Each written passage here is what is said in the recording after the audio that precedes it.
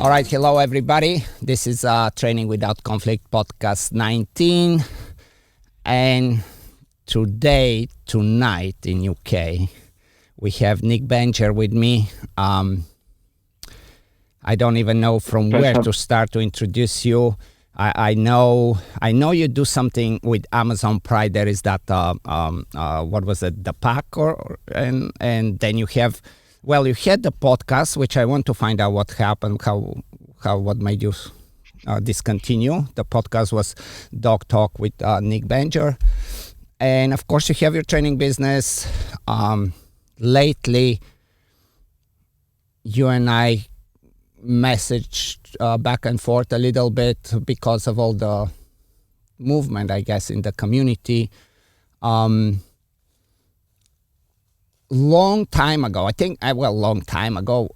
a year or two ago, I was listening. I've, by the way, listened to all of the podcasts that you have, and I do simply because it's of interest to me to hear not just one trainer or one side of way of thinking, but I like to know everything. That's just me. And so I spend a lot of time on your podcast, as much as with most podcasts and people that don't necessarily know I do, but yeah, that's what I do. And as I was listening to a lot of it, there were so many times I'm like, I have to contact him, at least to say some opinion for some of the conversations that you had, or have a conversation with you. And then by the time I decided to, you kind of stopped with the podcast. But before we go further, just kind of a little bit I'm sure quite a few people in my audience will not necessarily know much of who you are and what you do. So just give me a little bit more. Yeah, absolutely. So firstly, I should say I've listened to most of your podcasts too. So it's cool to hear that you listen to a lot of mine. And I think that's it's what makes you quite an interesting person, Ivan, is obviously you are very well researched when it comes to, different schools of thought. So it's really, really cool. But I think most people probably first came about me through my podcast, which was called Dog Talk with Nick Benger, where I interviewed lots and lots of dog trainers, mostly positive trainers, but I did also interview. Primarily, I had a podcast that went a bit viral with Pat Stewart, talking about electric collars. That was quite a long time ago. And then I ended up doing a TV series with Amazon Prime called The Pack, which was kind of like a competition reality show. So we took a group of dogs and we traveled the world, and they had to complete various different challenges. And my role on that show primarily was to train the dogs initially, because there were so many different tasks that the dogs had to complete. And then also I went along as to make sure that the dogs were safe and that they were having a good time throughout the trip. So I guess, and as you actually said, Ivan, as well, I've been training pet dogs for a long, long time. Really, it's kind of a case of where you first start counting, because I started training dogs when I was about 16. And even then, because I was in the park training my dog all the time, people started asking me for advice. So I probably did my first one-to-one when I was 16, 17 years old, but obviously it was terrible because I didn't know what I was doing. But eventually I did start my own dog training business. I've probably been doing that for about 12 years now. I also did a degree in Canine Behavior and Training at the University of Hull. So I've got my qualifications as well. But yeah, that's kind of my background. Very cool.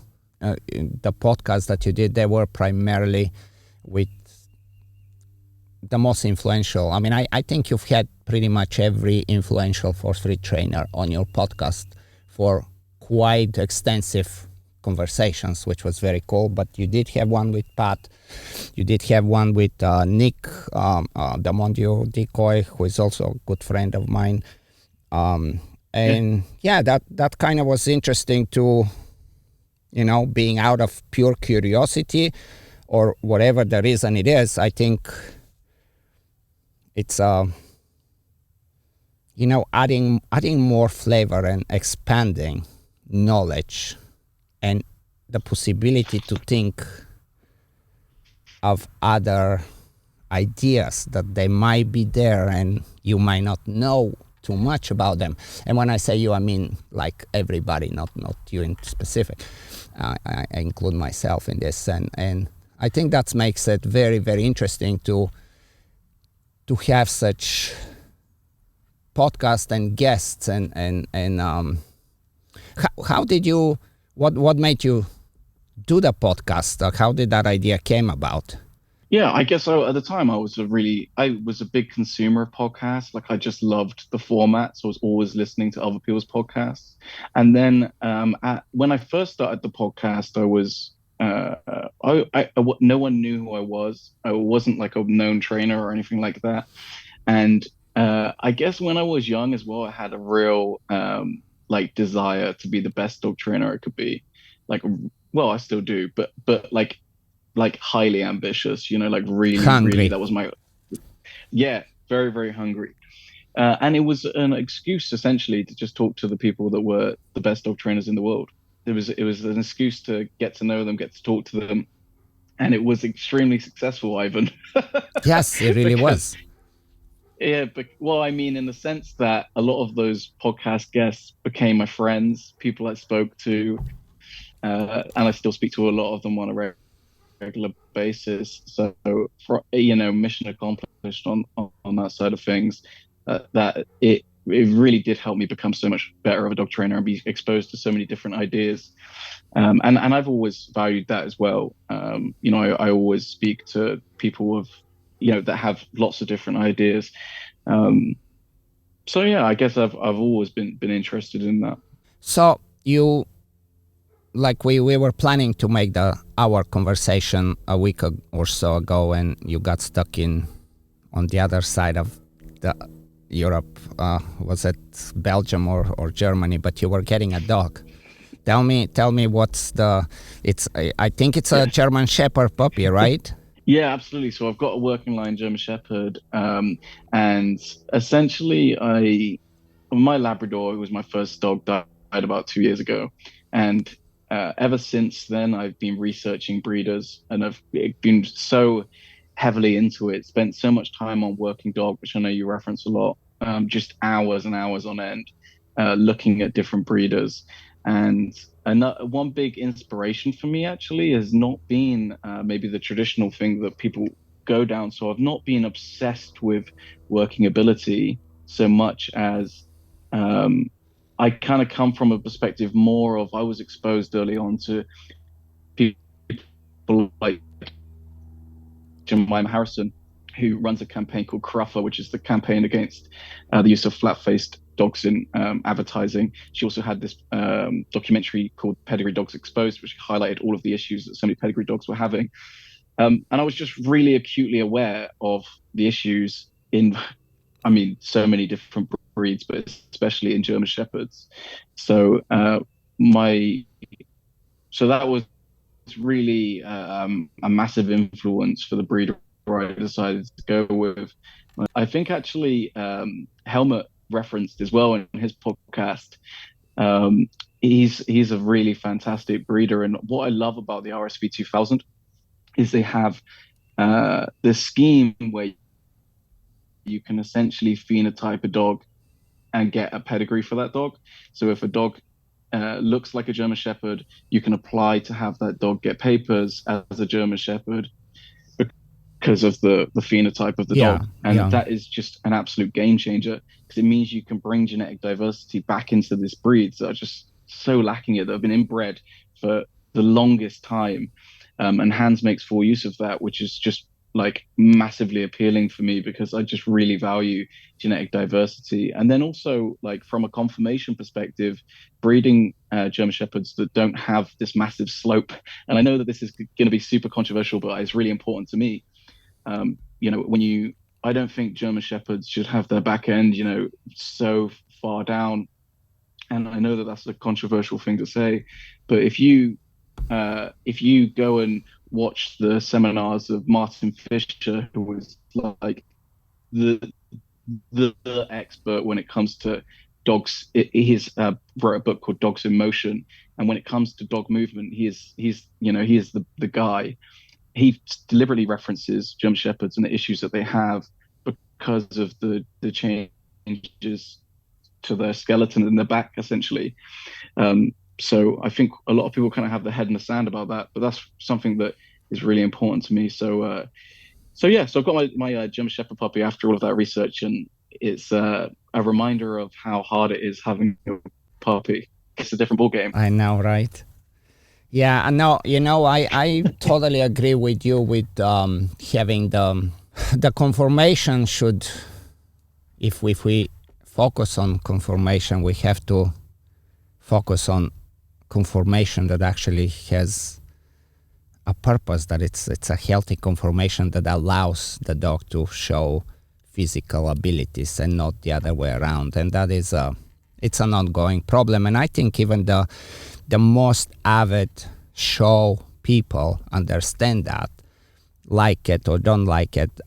I'm convinced that they understand that. There is just a lot of money involved in this, as you know, and makes it very, very difficult for anybody to break through. But maybe at least there are a few types of German Shepherds, and we can still compare and make, you have at least choices if you do the right research. Often people do end up with a showline German Shepherd when they didn't mean to have a showline German Shepherd. They just got confused because of all the titles and the championship lines and all that good stuff in the pedigrees. And then, it's a crossroad, and depending where you want to go with it. But I'm an absolutely firm believer on that conformation has to be looked at as something that benefits the structure. So the dog has, physical abilities are amplified instead of diminished. And but this typically happens when, we all know what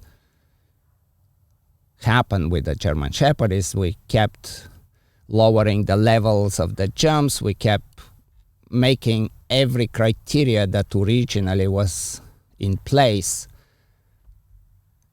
easier, so these dogs can also continue to pass the tests, and that became a big problem, and it still is, but that's the world we live in.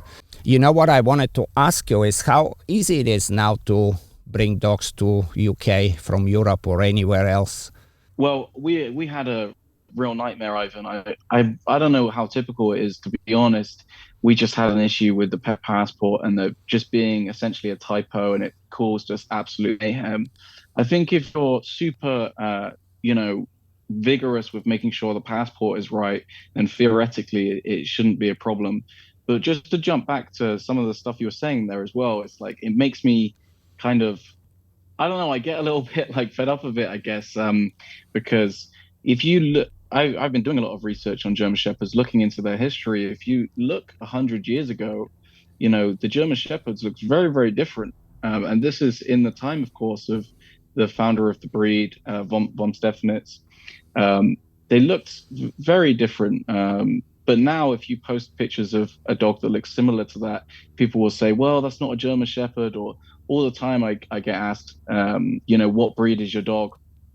And it's just, it just gets a little exhausting sometimes. It's kind of funny that I think our perception of what a German Shepherd is has changed so much. And I would love to get back to the point where they're a much more functional dog. And I was so excited when you interviewed Hermann Reiser, because obviously with the RSV 2000, I really feel like they are like really pushing that forwards, and it's really exciting for the breed right now. Yeah, totally. It's not an easy thing because it is really swimming against the stream, and even though everybody individually understands the problem, when we look at the problem as a community, we as individuals say the things that the community expects us to say, and I think this is becomes a problem with the German Shepherd. But at least we have the two types. There is quite a few more than two types now, but at least we have a good opportunity to have the dogs, to try to maintain some working dogs as well, depending where the dog sports go, which is a big problem too. It seems like a lot of people don't like the dog sports, which is really mind blowing to me because in particular the protection dog sports are so valuable. They really give a very good outlet and purpose for dogs that are bred for certain traits. And yeah, if we don't have that, like for example, if all of a sudden, and I don't want to even think about this, but all of a sudden the Belgians stop doing Belgian ring, which is, it can happen. I mean, it's very close to happening because it's only older people, like the younger generations they're busy doing so many more different things. And as long as the NVBK, for example, exists, we kind of know that there will be well-bred Malinois, even though they're becoming so popular and they're really taking the German Shepherd direction to where everybody wants to have one, especially when they say, well, you cannot have one, you're not good enough to have one. So that's just a huge selling point that makes everybody have one. And yeah, ideally protecting the dog sports is what can maintain healthy dogs. Otherwise, we really don't have anything in our no opportunity to evaluate character, temperament, structure. Everything becomes irrelevant, and this is going to be a problem. And I don't know. That's kind of where we're going with almost all dog sports, but especially the protection dog sports. They're under a lot of pressure everywhere, and people that are responsible on the higher level of that, they continue to bend and accept every little push that is put on them, and the programs are becoming slowly very washed down to where we will have very hard time to be able to select dogs further.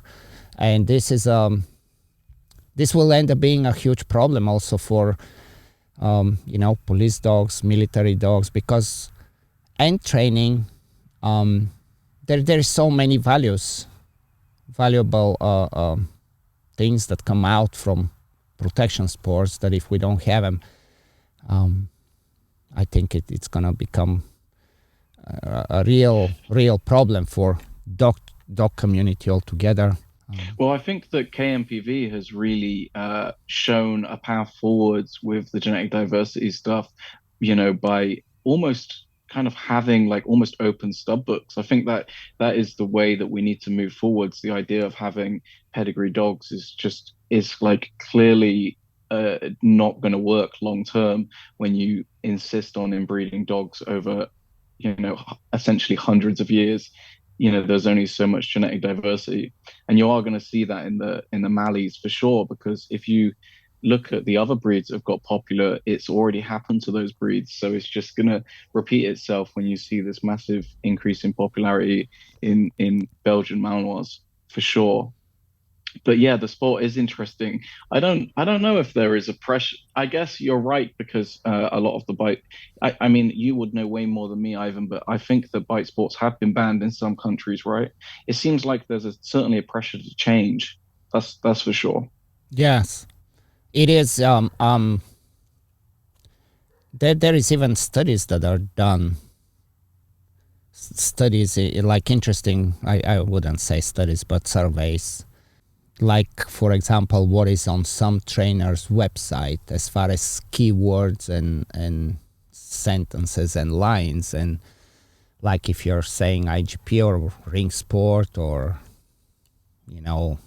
balance trainer or something like this, it's supposed to be a red flag. There is there is in UC Davis in California. They actually teach that in their animal behavior when they cover dog training, and they really have this outline as a big red flag because well, I don't know exactly why, but it bothers them that this type of training exists, and they don't see a reason for it. And Do you think that it's the activity itself, though, or do you think that it's the training that is associated with the activity? Obviously, you know, certainly, I think that the bite sports are more heavily populated by people that consider themselves to be balance trainers and use tools than any other sport, right? yes, So I'm just wondering, is it to do with the methods of training that go on in the sport, or is it the sport itself that they see to be problematic? totally. There is definitely a relation, definitely.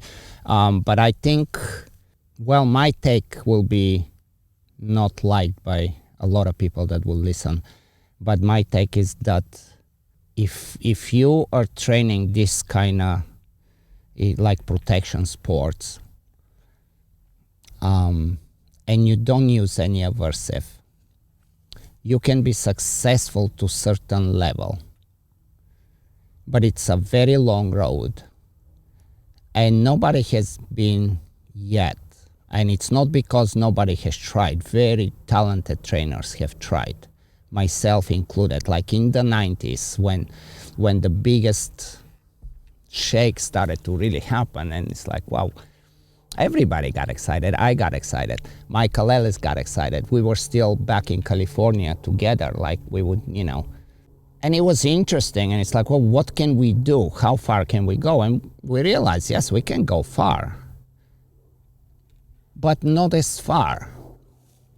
And we found that it's in some ways makes it harder for the dogs because the puzzles that they're presented with are not so easily resolved than if we have some element of aversive training in there.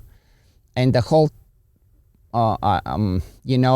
when obviously when you have a decoy, a helper, and the dog has to show some form of higher level of confidence and dominance and aggression and still be controlled, it's a very different mindset, different emotions going through, different chemicals going through than if the dog is doing AKC obedience or fly ball. And we can, we certainly could use a lot of differential reinforcement and a lot of negative punishment and a lot, like there, we know, just like everybody else know, we know what we can do. But the reason we will use aversive is because, and the only reason really, for the good trainers I'm talking, is because we see that they help to bring clarity in the training instantly.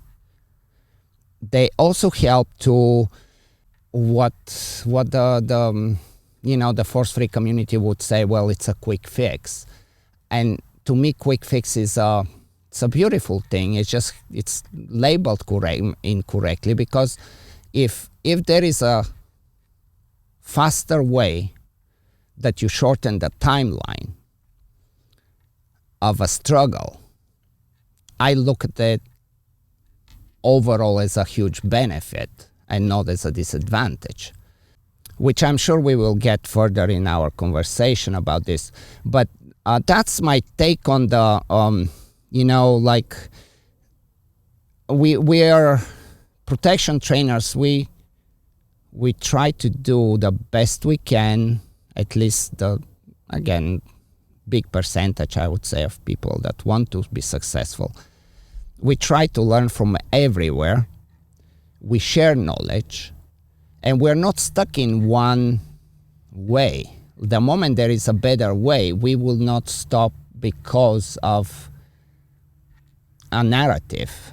It's like, well, no, I mean, it's beautiful. That works. Why would I not use it? There is nothing in ours, even our mentality to be like, oh no, well, why would I use clicker? Well, if the clicker works for you and you are having results, why would you not?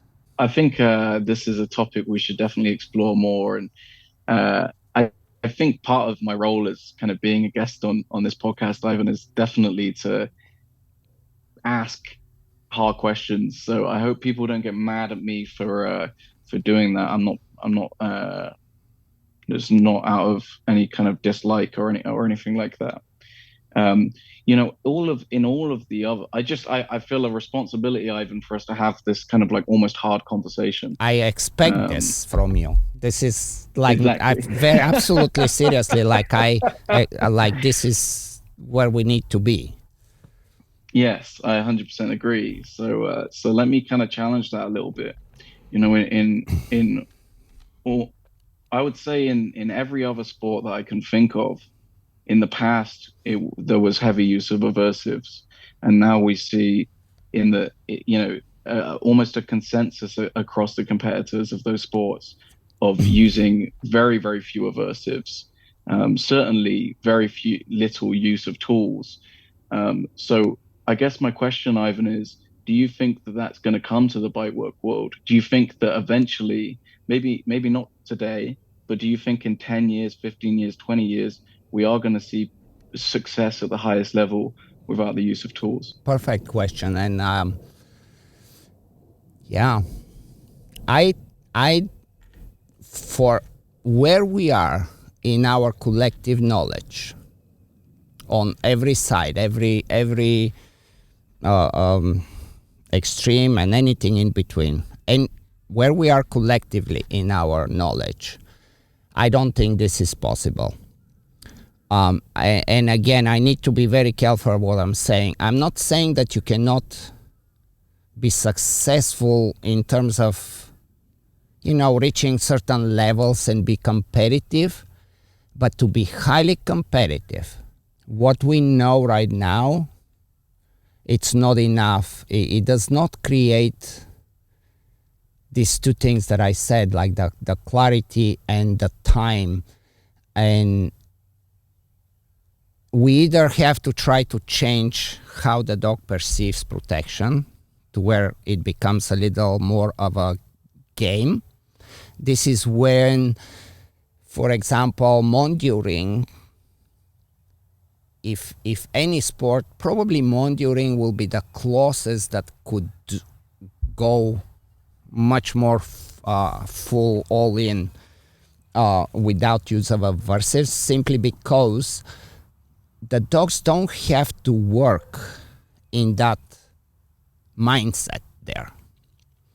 A dog in IGP has to go in the blind and has to show some dominance, which I think we will talk about dominance as well at some point. And when we talk about dominance, we're talking about highly self-confident dog that says, I will neutralize you no matter what you try, but please try. Like it's a clear challenge from the dog's part, because that's how they are trained to highly believe in themselves and their abilities. And when you top that with the right genetics, they totally enjoy it. It's like any kid that goes to a gym and does martial arts and realizes that they have talent for this, that they're not just there because the parents don't have time to spend with them and they're just, spending 3 hours at the gym for the wrong reasons. So I don't think that, unless the rules continues to change, like for example, in IGP right now, this day is a very interesting who are they, but slowly but surely, now we since January 1st, there are no stick hits in competition to be done. And when you don't have that stick hit, you're allowing weaker dogs and you're allowing a dog to come and play. And we basically are changing let's say, a full contact martial arts fight in a ring to those fake, whatever you call them, the WW, the wrestling things that, they kind of do the fake slaps, and it looks very attractive, and it's all, but everybody knows that there is nothing closely related to actual fight. So if we end up turning the protection sports to this kind of entertainment, then I know that we'll be more successful without any form of use of aversives. Now, I see many benefits of the protection sports and the ability to use aversives because, for example, in IGP, if you make the dog listen to you, but the dog acts concerned, acts suppressed, acts worried, being from the helper, being on the field, being by the handler, all this today will be very highly punished by the judges. Because what we really want to see is we want to see control.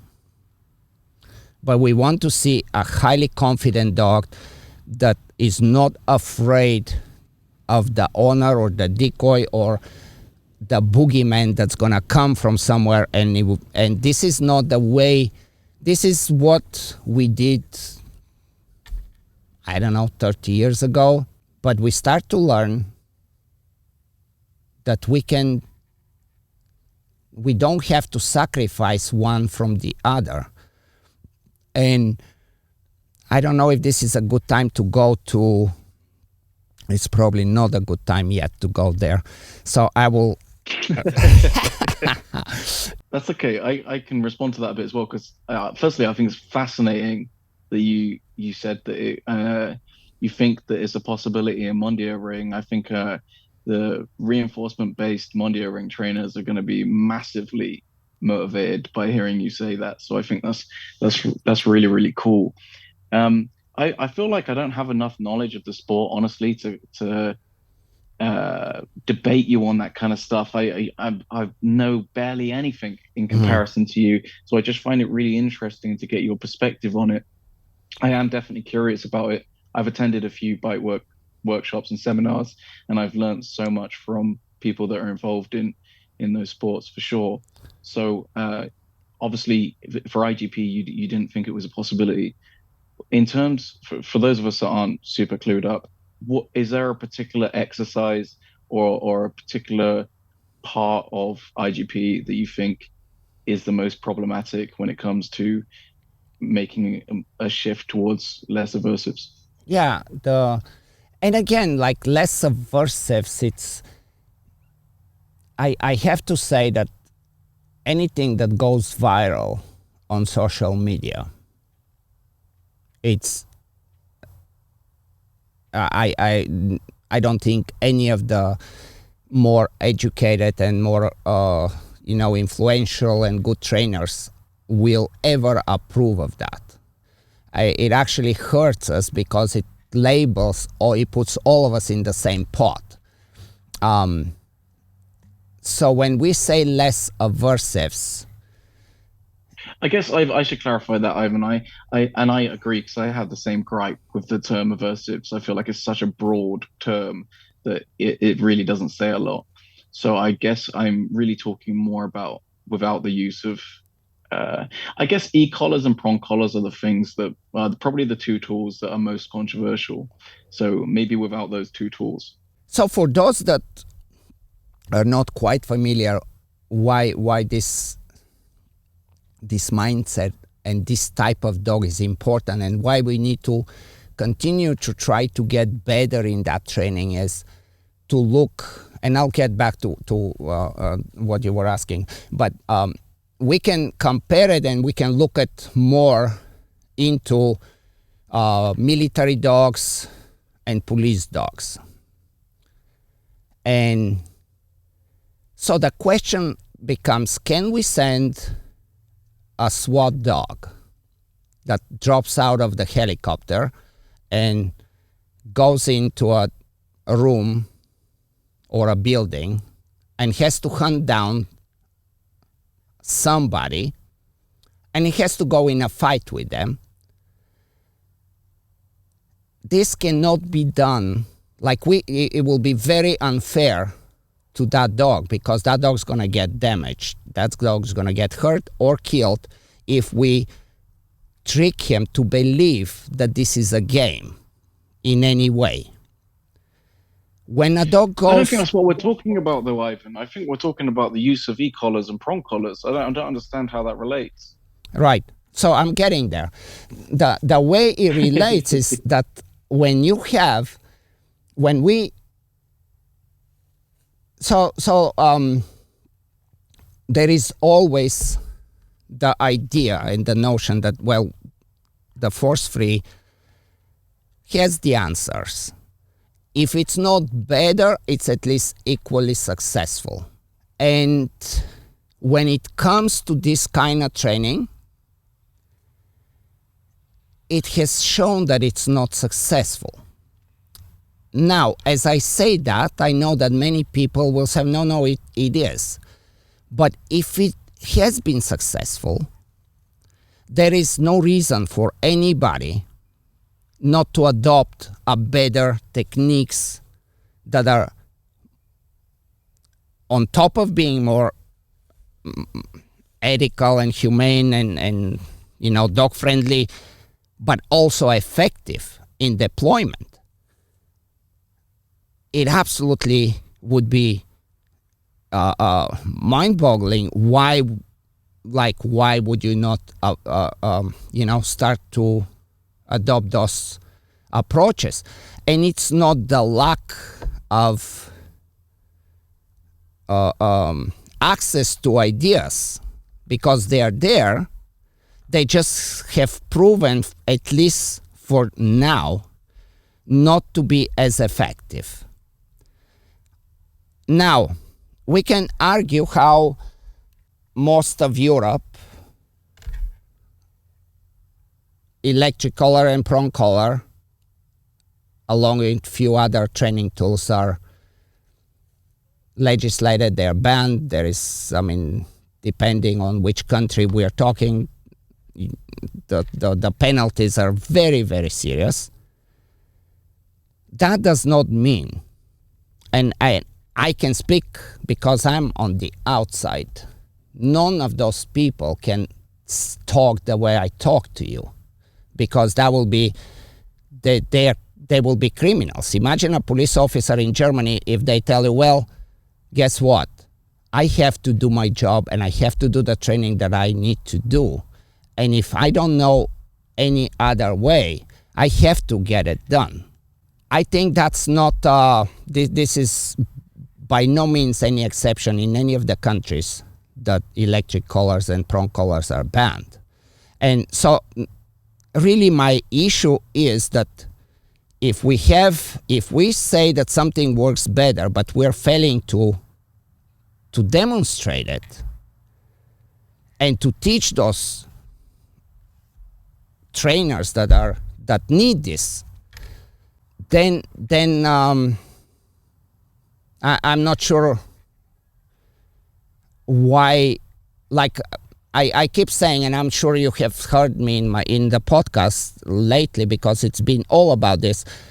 I don't think legislations will be needed if anyone shows that there is a better way.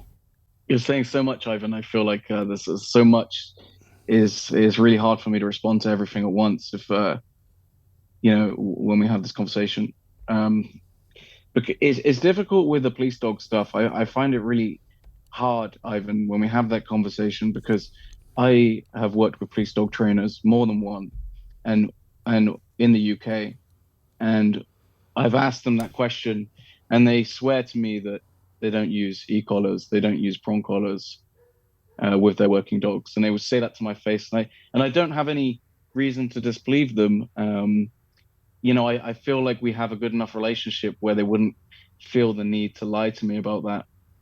And then obviously there are, and those are people I know personally, but then of course there are people on the internet that are involved in the police that have spoken online about using the training techniques that are used within their police force that don't utilize techniques like that. Obviously, most famously, Steve White, uh, has done many podcasts on using more reinforcement based techniques for police dogs.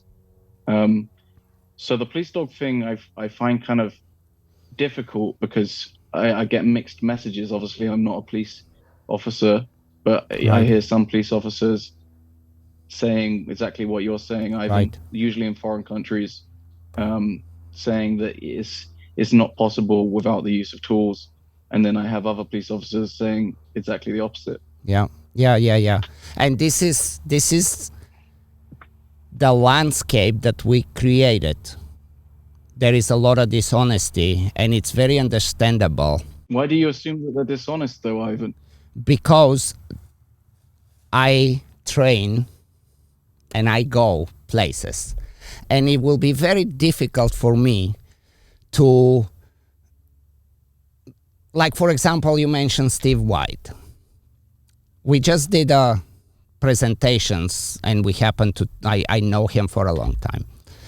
And it is very hard to point to somebody's name and ruin their reputation because of the landscape. Because if you say today that in the people that you train with in England, and I'm not saying that it's not, like, maybe what the needs are with these dogs are very different. Maybe they don't need to do, I really, this is just a speculation and guess, which is pointless.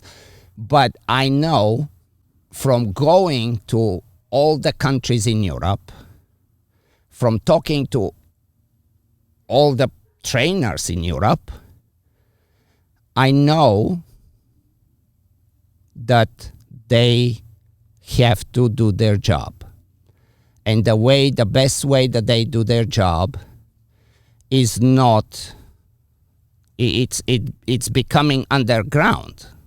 This is really a very, very difficult problem. And they are in such a difficult place that they are even afraid to share a podcast, like the podcast that I did about real science and whatever, right or wrong. Just the idea to share that podcast will create problems for a lot of trainers in Europe. This is the danger of legislation, because we ultimately go underground. If I do want to talk about legislation, but let's stick on the police thing for a second. yes, Obviously, yeah, obviously, you're implying that they're being dishonest about it, but it's interesting because obviously, Ivan, the electric collar is not something, is a relatively modern invention.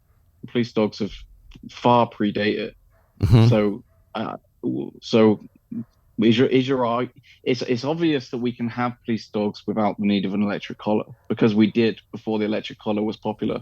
So is your argument that they're not as effective, or could you kind of clarify that a little bit? yeah. So that argument is it's a easy one. Yeah, it comes ultimately to overall, are there benefits and what are the pros and cons of use of aversive in dog training. Once we agree on something there, then we have to look into all the different aversive tools and decide which ones are the optimal as far as not being harmful. So when we go back in history and we look into the 1930s and we look at all the experiments that were done with pigeons and rats before electric got adopted into those studies, animals were getting injured left and right daily. They would go blind, they would break their wings, because we are using physical form of aversive, more mechanical form of aversive, which really creates much different problem. The reason they changed to electric was it sends the signal to the brain, watch out, this is dangerous, but it tricks the brain. It doesn't really go all the way to where your wings or your eyes or your back it's injured to the point that you cannot walk no more, or you are sore for 5 days, or your wings is broken. It just replaces in a very smart way and tricks the brain into it. And if we use electric collar to where it's not that difficult for me to put an electric collar on a dog or on a person and do it so methodically to where I allow the brain to understand that this is not danger no more. It sounds like your argument then, Ivan, is that without the electric collar and police dog training would have to be a lot more barbaric. So, the electric collar is actually almost a kindness, because before the electric collar, the training was far more physical punishment and even worse, essentially. Is that your argument? No, that is exactly the argument. That is exactly the argument. We made a switch here though from talking about IGP to talking about police stuff. Even if we said it was necessary for the police stuff, which I do think is somewhat in dispute, Ivan, because of my personal experiences of talking to police officers, and I do wonder if there's cultural differences between different countries. But I don't think we're going to agree on that. And how could I ever tell if someone was telling me the truth or not? It would seem extremely out of character for them to lie to me. But there you go. But it's a different story with IGP, because we're kind of in a different scenario. Obviously, if we're talking about police dogs, we're talking about a dog that absolutely has to do their job for the good of society. In IGP, we're just talking about something that obviously people are extremely passionate about, but at the end of the day is a dog sport, right. Like any other dog sport. Right. Good point. So this is the counter argument. That's the whole point. Like a lot of people want to say, well, yeah, this is just a sport, but unfortunately, it's not just a sport. And the reason I bring the police and the military dogs, and I compare the two, is that the dogs work under the same mindset. And when you look at dog training for IGP, it is where the most advanced level of work, the most like innovative, and it's kind of like the boiling pot.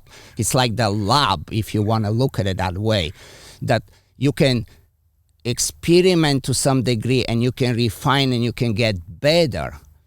The reason I would be invited to police canine conferences is simply because they know that we spend our life, not a month, not a year, but our life, understanding and sharing information and getting better.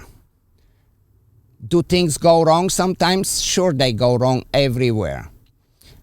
When I say go wrong, though, that does not imply what we see on the internet, like any of this hitting and kicking, and there's just no place for that. That's nothing to do with dog training, and the majority of trainers understand that.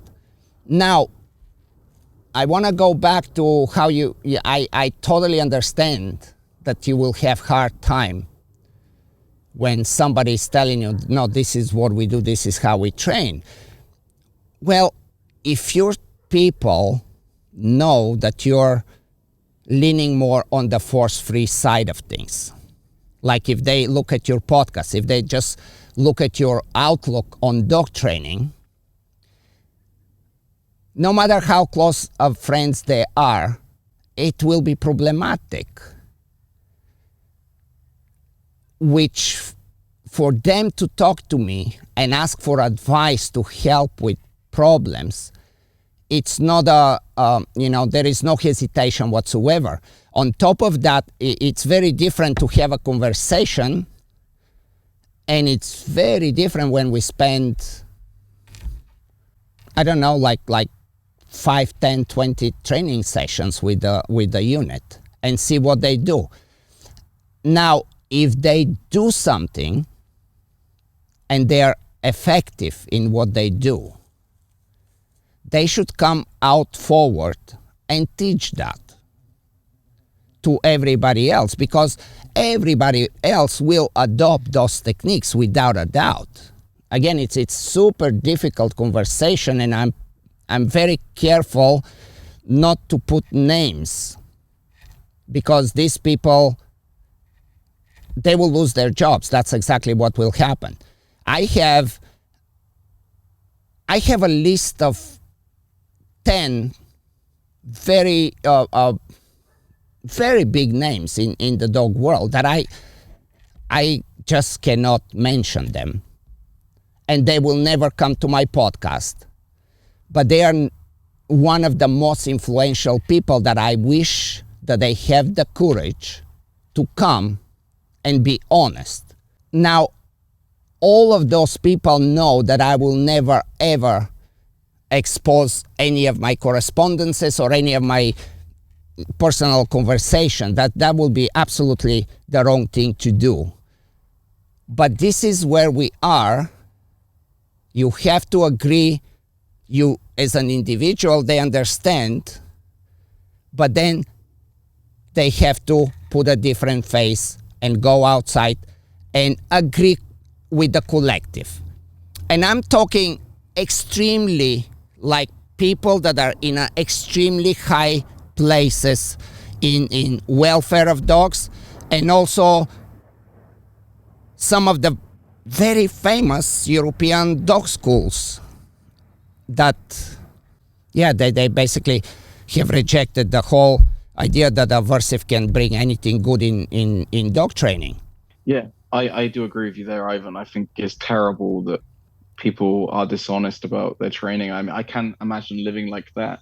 And actually, obviously, we first started talking when I made a post about, I guess it was about a few different things, but talking about the use of aversives. And I I would be entire if I was using electric collars, prong collars, or anything like that. I am the kind of person that would be honest about that. And that was something a lot of people have accused me of after that post. And actually, it's quite the opposite. I think, I put my head out there, and because that was what I believed in, I would say if I was using it. I'm, so but I do believe in the use of aversives at times. But I think it depends on the aversives we're talking about, which is what I was saying earlier. Is the word aversives has become synonymous with electric collars and prong collars, and actually it encompasses so many different things that it's actually quite a problematic term at this point, because we can't talk about some use of aversives without it being really stigmatized. So I spoke about the use of head collars in some cases. I spoke about the use of timeouts for some situations, both of which I think are hugely valuable in pet dog training. And it's almost like a taboo. It's something that you can't talk about. It also, I have a question for you, Ivan, and it's kind of along down those lines as well, because one of the things that actually irks me about some of the positive associations is the statements which seem quite uneducated when you say there's no place for aversives in dog training. And again, it speaks to that point. It's like aversives is being used as a term, um, as if it's interchangeable with electric collars and prong collars, and the higher what people consider to be the more controversial aversives. And actually, I think a lot of pet dog trainers don't see anything wrong in some cases with the use of head collars and timeouts. Correct. So that really annoys me, because you have a group of hundreds and hundreds of behaviorists, and they can't choose their words a little bit more carefully. But equally, I on the other side of things, uh, I'm curious what you think the motivation is when you have such a consensus. Probably in the high 90% of people that are extremely qualified when it comes to dog behavior. People with PhDs, people that are clinical behaviorists, people that are the heads of these associations.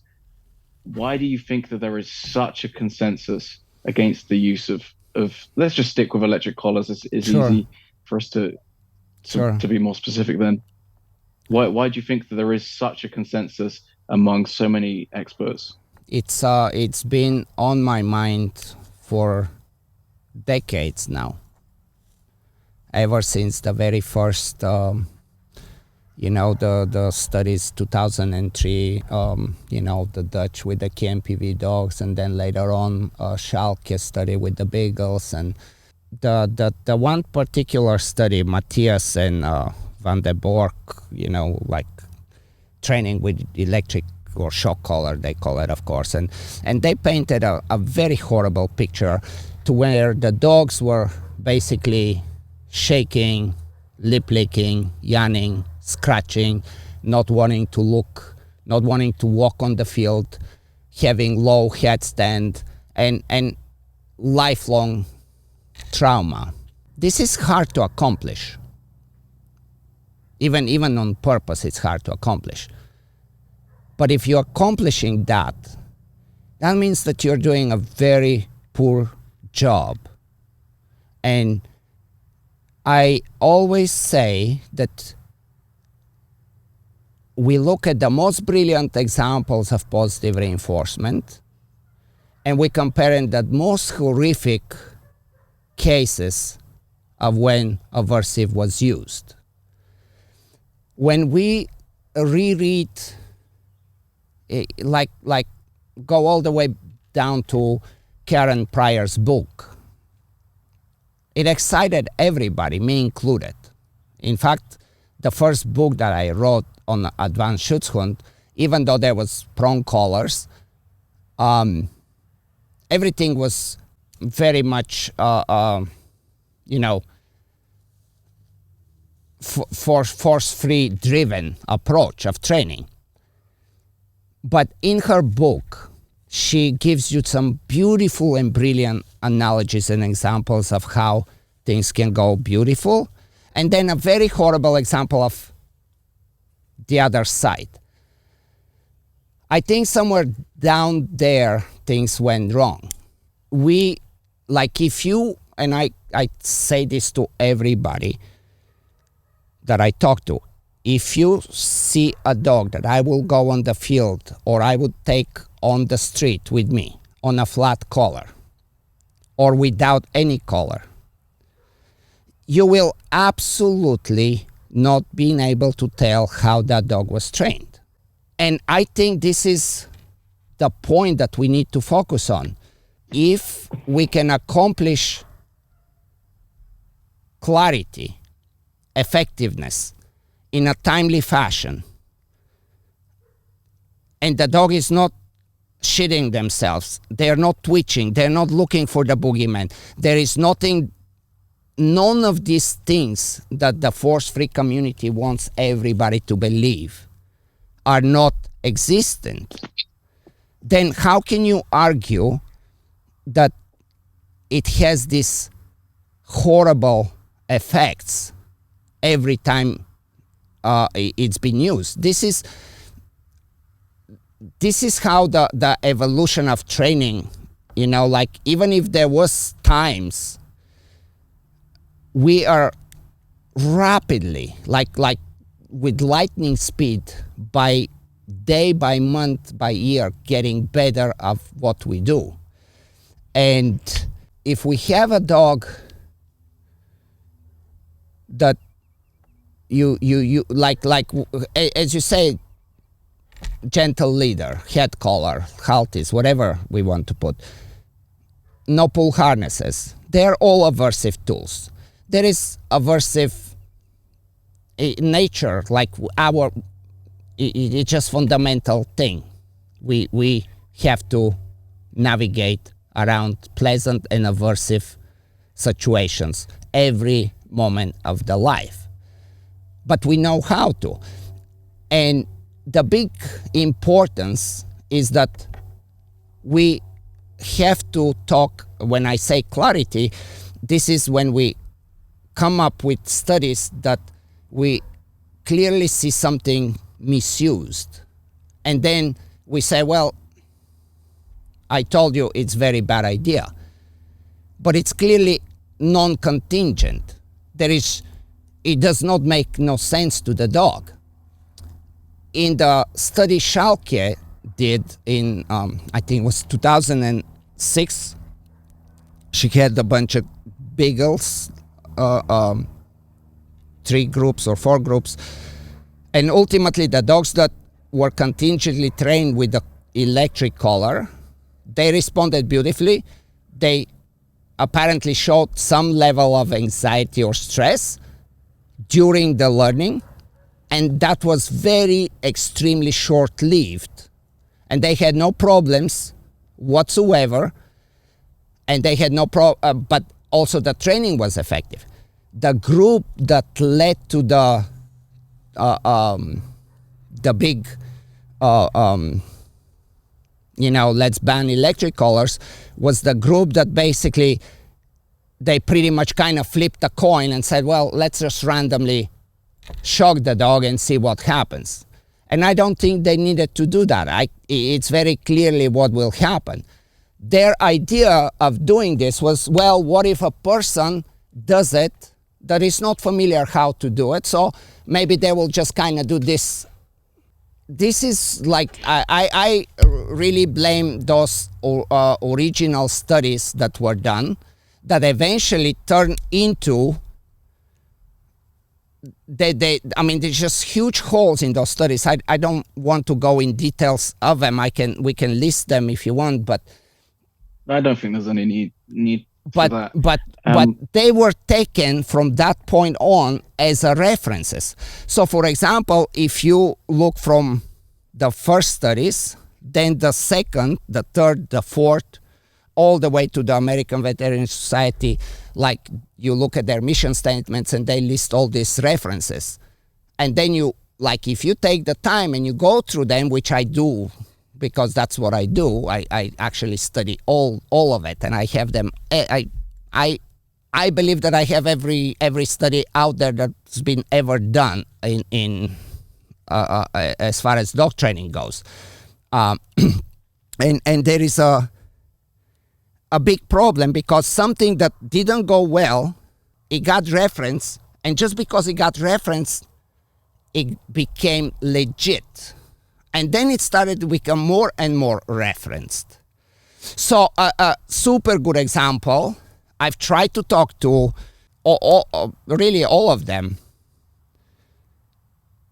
Some of them I've talked on the phone. They don't like to talk publicly. I tried to talk to Danielle Mills. You are super familiar that was a big study, and this is where, at least in UK and the States, it's very highly accepted as a very legit study. He refused to talk. Now, if you're a scientist and you believe in what you're saying, and you're afraid that you will be challenged, there is a problem with that. I have asked for the videos from that study. I did find videos ultimately.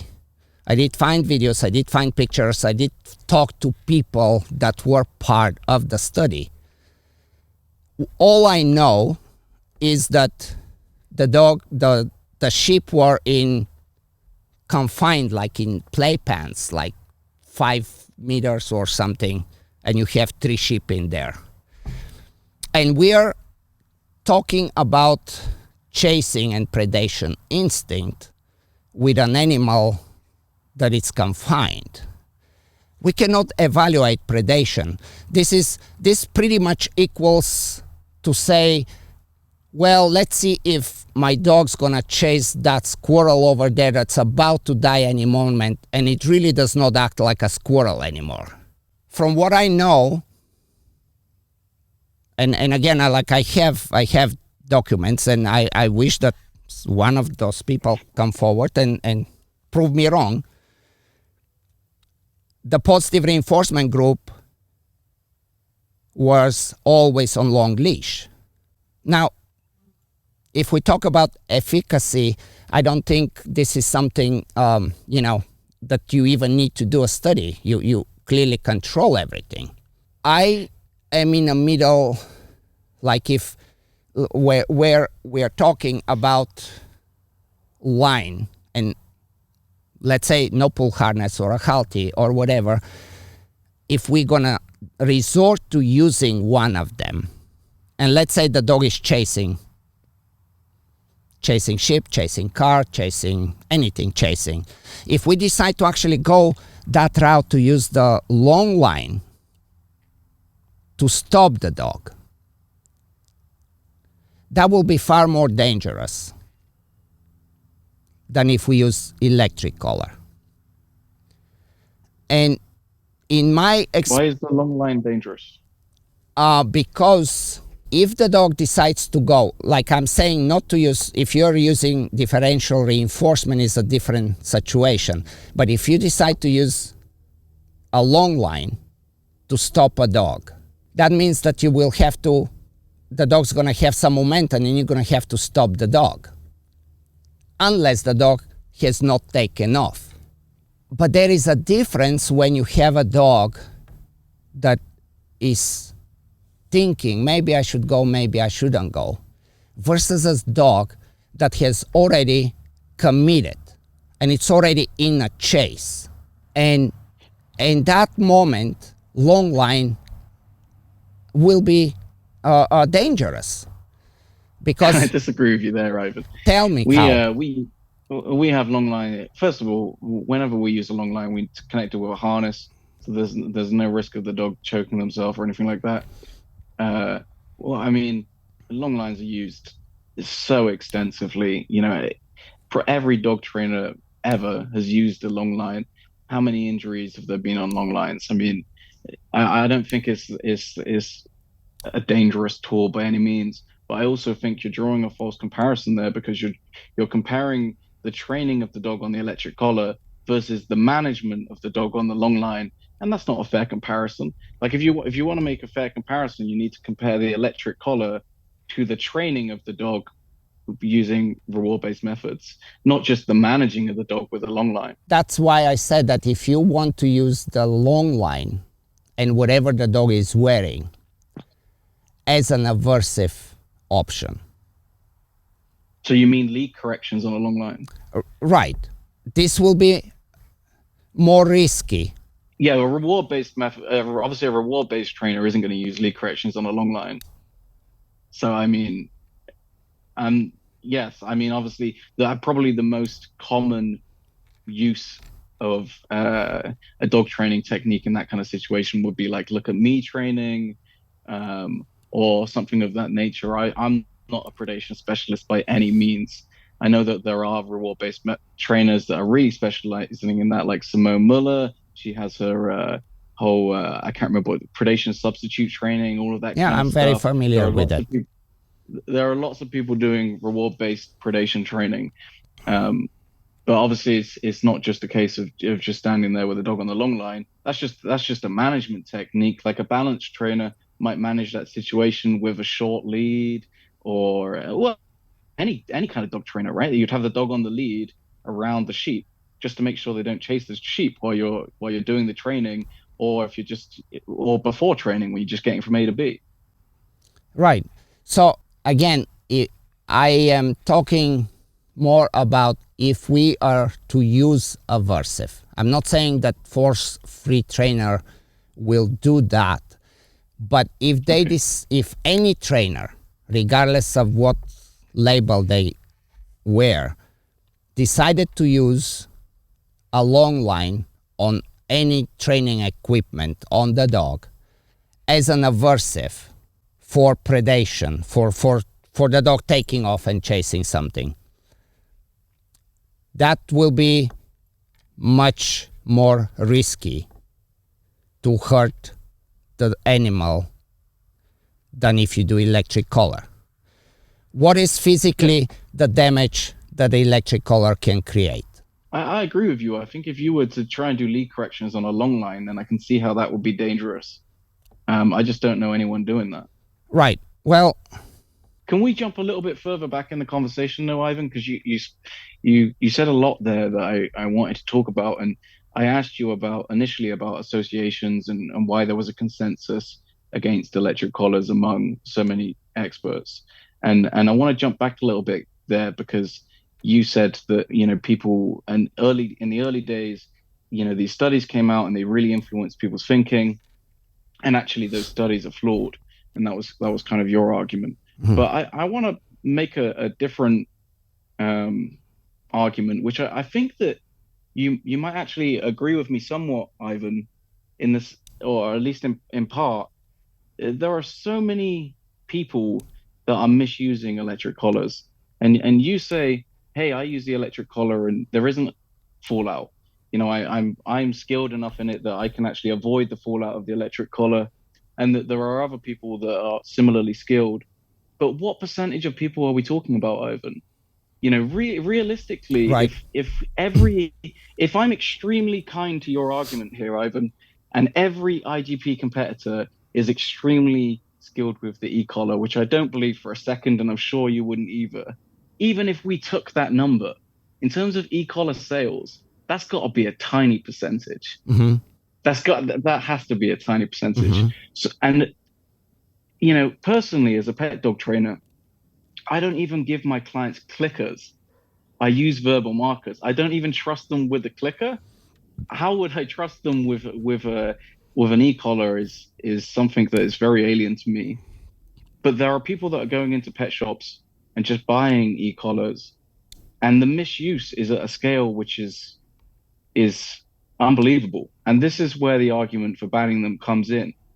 So, firstly, what do you think about that, Ivan, in terms of this misuse of e-collars at scale where people are, doing serious harm with the e-collar? Mm-hmm. Would you accept that? No, of course not. I don't think. You don't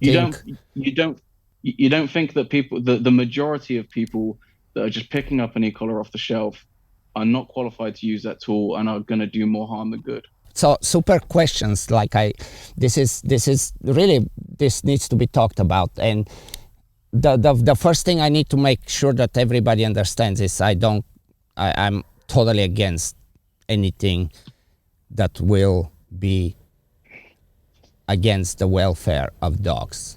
And yes, there is difference between somebody knowing what to do and somebody not knowing what to do. Now, having said that, if we take the electric collar away because of legislation. Yeah, let's get there though, Ivan. Let's work our way towards that. Uh-huh. What percentage of people that use the electric collar do you think have the skill required to avoid all fallout? Okay, so I don't think I cannot give you a percentage because we simply don't have that kind of statistics. So this will be a speculation on everybody's.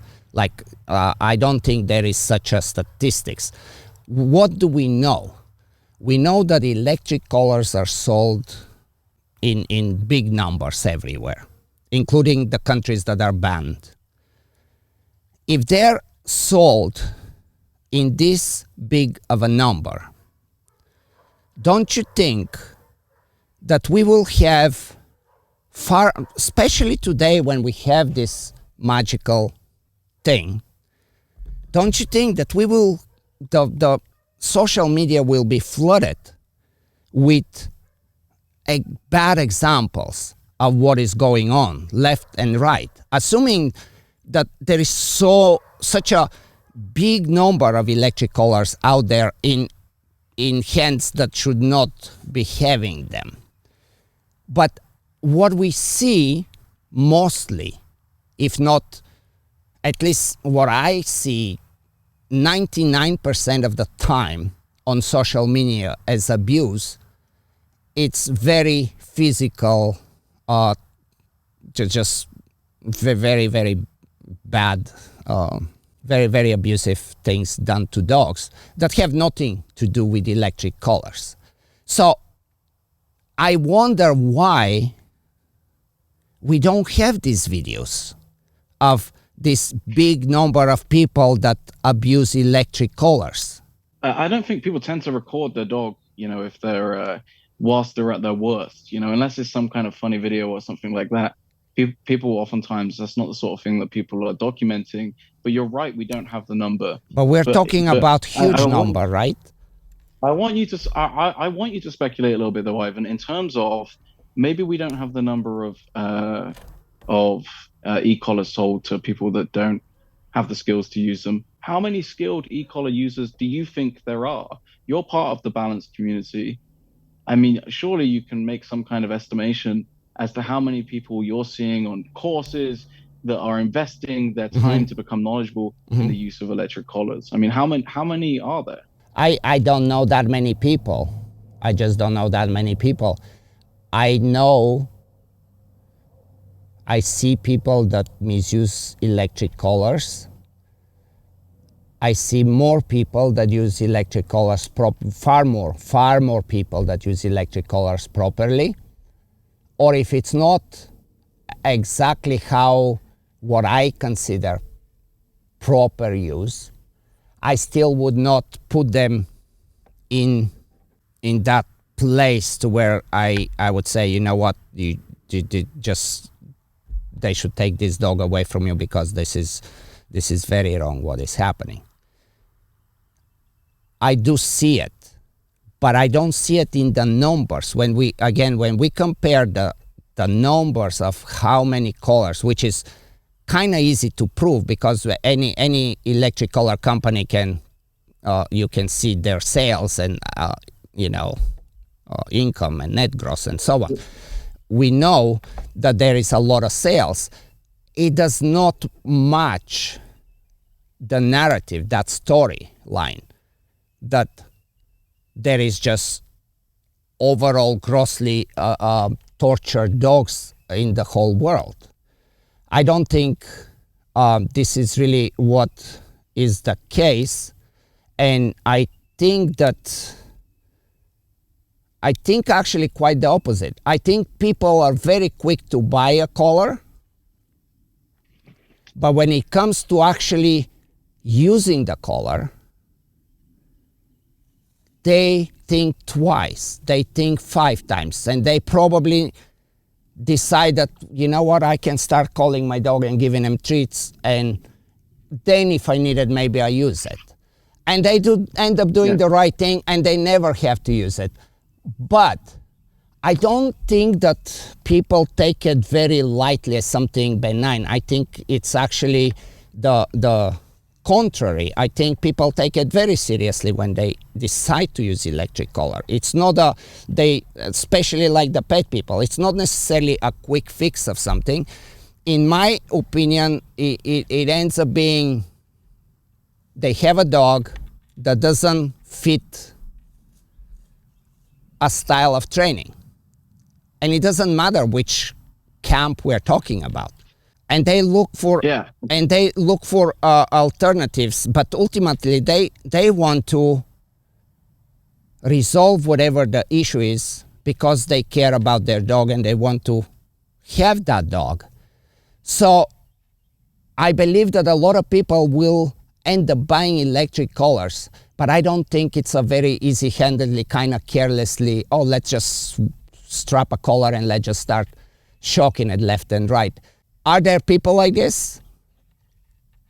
I will absolutely say they are. But as far as percentages, again, if this was to be happening a lot, and let me give you a clear examples, because in Europe they are hunting, like the animal rights activists hunt the sport trainers down. They put hidden cameras in the woods. They disguise themselves, camouflage like SWAT teams and Rambos, and they film training after training after training.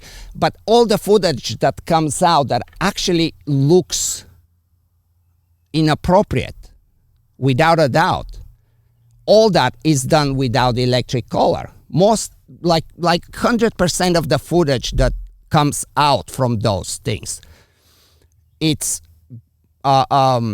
very heavy-handed, very emotional based, angry, and like just stupid, just very stupid action of not really lacking education.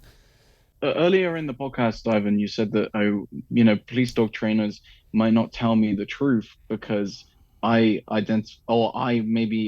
people associate me more with the reward-based community, and so that they would be hesitant to talk to me about that. But the same is true in this situation, Ivan, in the sense that if people are coming to you, or they've got to the point where they've got in contact with you or something like that, they've almost pre-qualified themselves as someone that is, responsible and interested in a way that your average person buying it off the shop isn't.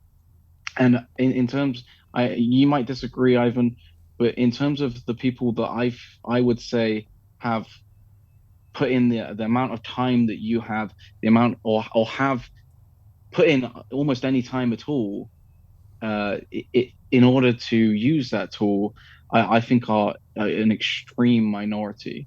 And I think the majority of people that are buying these tools are going to do so because they're really frustrated at something that their dog is doing, and they are looking for the quick fix. And we don't see that so much in our country with electric collars. I think they're very taboo in this country, but we do see it with other aversive tools, things that people just buy because they're just looking to fix the problem that is driving them crazy as quickly as possible. I do think that thousands of reward-based trainers are constantly seeing the fallout of electric collars, and I do think that is why, even if we take what you're saying to be true, in the sense that you are so skilled that you can avoid the fallout of these issues, how much on a bigger scale, how much societal fallout can we withstand? How many, in order for you to maintain your use of the electric collar, how many other people that are causing huge issues in their dogs, even if you don't think it's causing big training issues, just ethically, just doing the wrong thing with the collar, how much of that can we withstand? And I think that is where a lot of the argument for banning comes in, because even if people think that your use is acceptable, people will point to the fact that the majority of people do not have the skill and knowledge that you have, and they will say, well, it's a lesser evil to stop someone like you from using the collar in order to save, we're talking in the millions of dogs, or whatever number you want to put on it, but a huge scale of dogs from having that issue.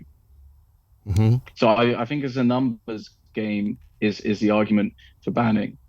In your opinion, and you can speak for yourself or for the force-free community altogether, what is the alternative? We ban the electric collars, and we ban them to where, like, they're truly, like, nobody makes electric collars anymore. You can't even get them from China or Taiwan. And there is just no electric collars no more. What do you think will happen? Do you think we will just live in this rainbows and unicorn world, or how is it? How do you see it? I mean, clearly we're going to feel good about it, but what is next? Well, I don't think this is something that is necessary for the majority of dogs, Ivan. You know, you're oftentimes in this podcast, we're talking about extremely niche situations, you know, IGP at the highest level, police dog training and stuff like that. And even in those situations, there is obviously some debate within the police stuff. Certainly, you know, as a pet dog trainer, I've been training dogs, pet dogs for, 12 years. I have worked aggression cases. Actually, the majority of my work is aggression. I haven't needed to use an electric collar. So if there is a use for an electric collar, just in my personal experience, that use case seems to be extremely niche. But I'm not I'm not someone that is, this isn't the campaign that I feel like is the best use of my time. I think that there are other debates that are probably more worthy of the time investment. But I do think that it's an interesting conversation to have. And also, Ivan, I kind of feel like this was part of the reason I was on the podcast today, for us to have this discussion.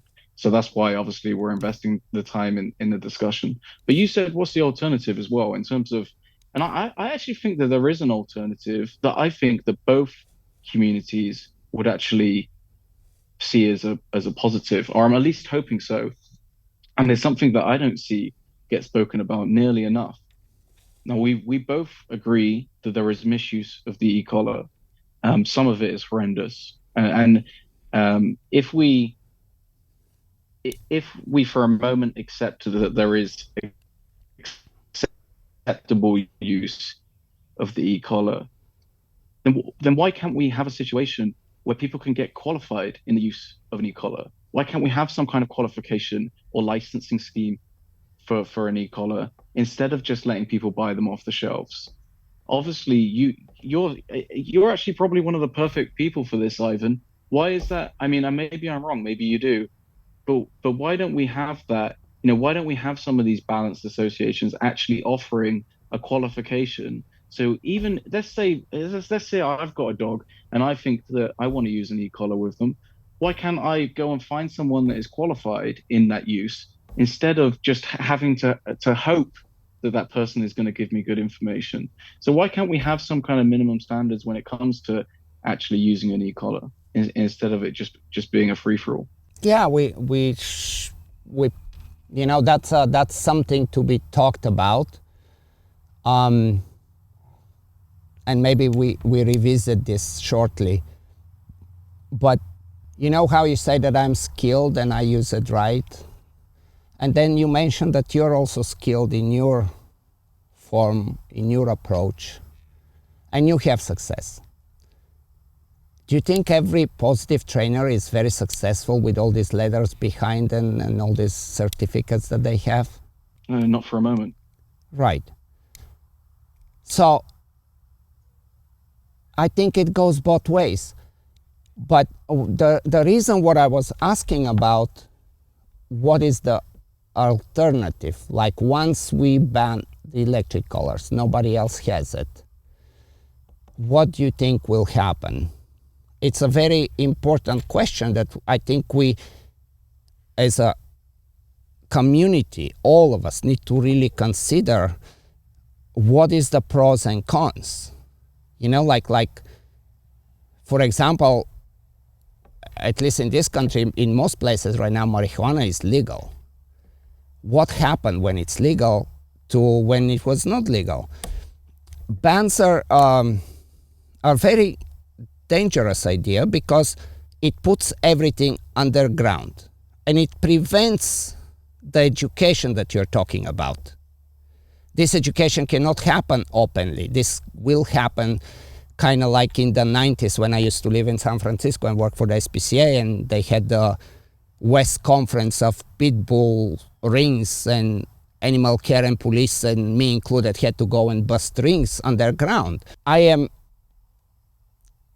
bringing this point because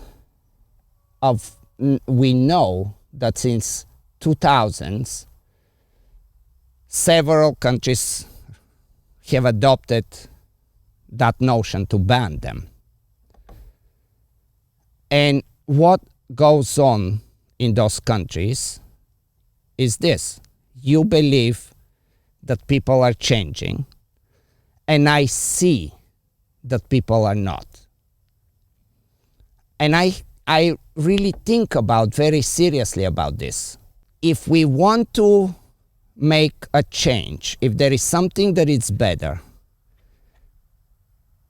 we need to, like if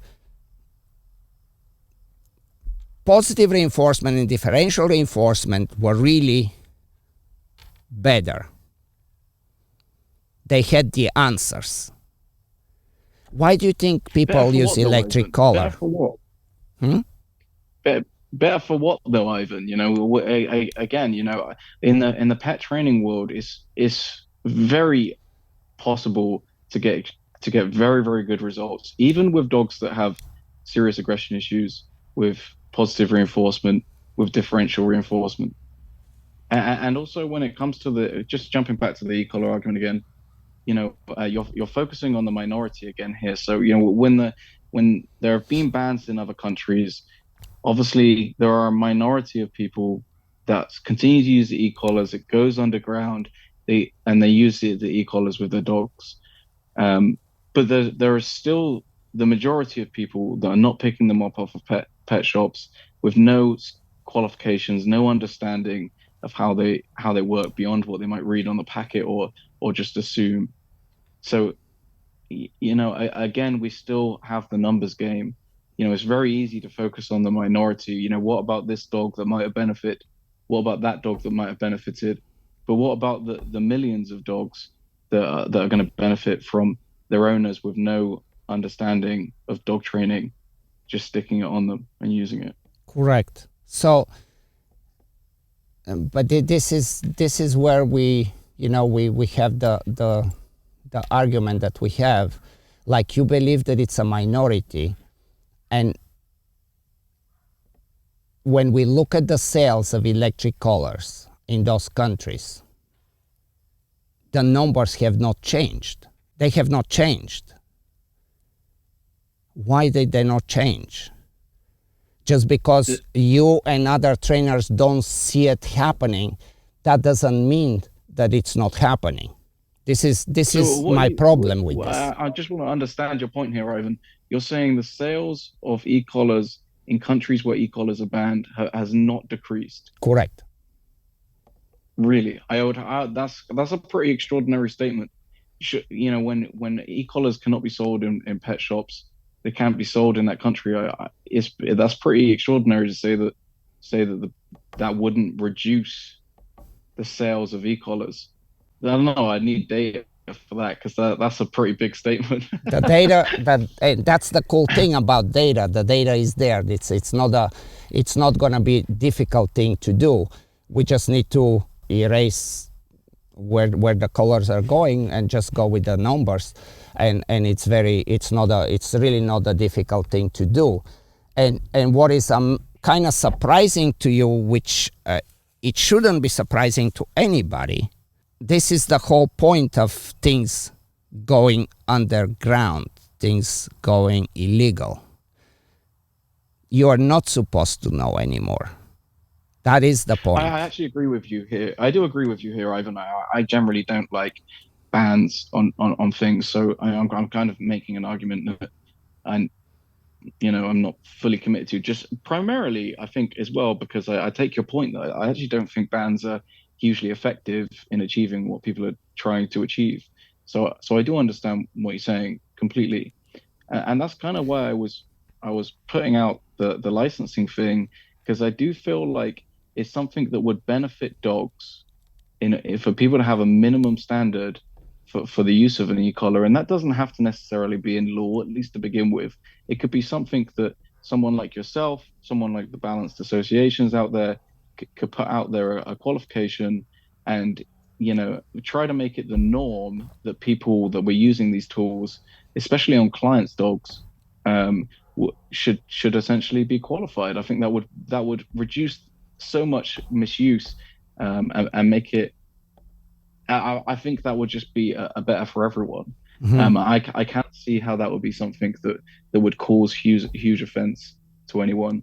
Um, Yeah, it probably will and not cause. I always, this is always in my back of my mind. It's a like the whole idea of being a licensed trainer. It always comes to, well, who is giving you the license? What happens in 5 years when the board of directors changes? What should the electric collar be used in more educated way? By far it should be. If we have dog trainers that I don't consider dog trainers, and I don't want to say that every single force-free trainer is not a dog trainer. That would be completely wrong thing to say. There is some very good and very skilled trainers, just as on the other side of things. But there is plenty of people that have, I don't, like I have, and again, this is me trying to be up to date on everything, but sometimes I really need to Google what those abbreviations are standing for, because it becomes a very long thing that should mean that that person really knows their shit, and they don't. And when that person, with all these names and all these titles behind, fails to help a client, what does the client is to do? It's like, okay, I have this super reputable trainer that has gone through all this certification, at least 7 of them, that is actively, but they really are not helping. And they're not helping not because force free cannot help, but because they're just not good. Just I do because. agree, Ivan. I agree with this, but I don't think that I agree. There are many qualified people out there that aren't the best dog trainers in the world, and they do fail a lot of dogs. But let's not pretend that nothing that something is worse than nothing. I'm not saying that this is the Mhm. cure to every problem out there. I'm just saying I think it will be a step in the right direction. If people had to undergo some schooling, undergo a test to show that they're effective in using the tool, then I think that would definitely be a step in the right direction. I think that would be for the positive community. That's great because you can see that hey, at least they're trying to set some kind of minimum standard. And for the balanced community, you can go, okay, well, at least we're not going to be let down by someone that doesn't know what they're doing, that are posting stupid videos on social media of them completely misusing the tool. So for me, I feel like that will be a step in the right direction. I hope someone within the balance community actually actions that, because I think that would be helpful for everyone. Sure. But it's unfortunate that this is not at all considered by the force-free activists. If you did that from a self-regulation perspective initially, if one of the organizations came out and they did this from a self-regulation perspective, hey, I think and we made it a cultural norm that this is something that should be done in the same way that it is in the positive training world. By the way, there aren't really a lot of positive dog trainers that don't have some kind of accreditation, because it's seen as being the cultural norm. You need to go out there and get some kind of minimum qualification. And I think it should be exactly the same with the e-collar. Um, Firstly, I think that would actually probably appease a lot of people to the point where they would feel like if that was a cultural norm, it wasn't something that had to be taken further and made into law. But even if it was made into law, that's not necessarily a bad thing. Um, if it's just required of people to go and do their test. I cannot disagree with this. Like, I really cannot disagree with this. Um, where we are today, we're fighting a ban, a flat out ban, and nothing else is considered. Like, if and I'm sure you know, like it's a big say in the force free community. This is where we draw sand in the line. It's not negotiable. It's really for the diehard advocates. This is non-negotiable. I know there are many people that would disagree with that idea as well, but I think that pragmatically, I think that it is a step in the right direction. I don't think that you need to wait for permission from anyone to do that. I just think that someone needs to take it by the reins and go and do it instead of, it's so easy actually to spend. Look at this podcast, Ivan. Me and you have so much in common in terms of our love for dog training and dogs, and yet we spend, I don't know how many hours we are in now, like 2 hours or something. Don't look at the clock. We have a lot to talk about. talking about e-collars, and you know what, Ivan, that actually makes me kind of sad, because I'm actually a massive fan of your podcast, and I would much rather us spend the time talking about things that were having a more kind of positive discussion, as opposed to kind of arguing over e-collars. And that was a big part of my post as well, actually, because I really have come to hate the labels, because I feel like it pits people against each other. I think it's the dog training equivalent of identity politics, where instead of talking about actual dog training, we just spend ages arguing, you're positive, I'm balanced, or vice versa, and we just butt heads over everything, and it leads to some really stupid opinions on both sides as well, as opposed to actually just saying, hey, I'm a dog trainer, you're a dog trainer, we have that in common, let's have a discussion about dog training, and if we disagree, then let's talk about what we disagree about instead of disagreeing about labels. So let me ask you some questions, Ivan, that I think are more. I have to just interrupt. Please let me. Okay, go ahead. I like, when you talk about education and people. So I have a school for dog trainers. I teach how to be effective with electric collar. But the reality is that the electric collar is just one of the most the best aversive tool there is at the moment. But it's not about how you use the electric collar, it's about how much you understand about use of aversive all around. Head collar, no pull harness, electric collar. Understanding negative reinforcement, understanding positive punishment, just as you understand the other two. Otherwise, we look like this is where we are in Germany right now. If you want to be a professional trainer, and you probably know that, you have to pass a test. And in that test, you have to check certain boxes. And one of those certain boxes that will not make you certified dog trainer is to flat out say that inflicting pain and use of aversives and electric collar and along those lines are not to be ever used because there are better ways. This is just as dangerous for the dog training community. This is just as dangerous as having anybody that wants to become a dog trainer and he goes to a force-free training school, and all they hear, the whole education about electric collar is all the what ifs and all the horrible side effects. They do not teach you anything else. This is a huge mistake. But where I was going with this is it's not about electric collar. It's about understanding what negative reinforcement is, how to apply it, what punishment is, how to apply it, when there is place for it, when there is no place for it, when differential reinforcement can truly override anything else and why would we use it, and when things can become much simpler and easier.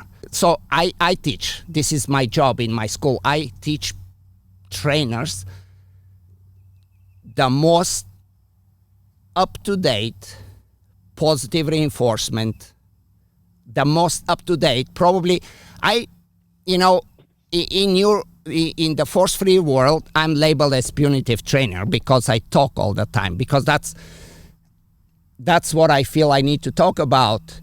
A lot of the things that force-free trainers are doing, knowing or not knowing, probably come down to certain things that I promoted in early 90s and early 2000s. I am very much play and positive trainer, but there is a but, and this is when we talk about Lima.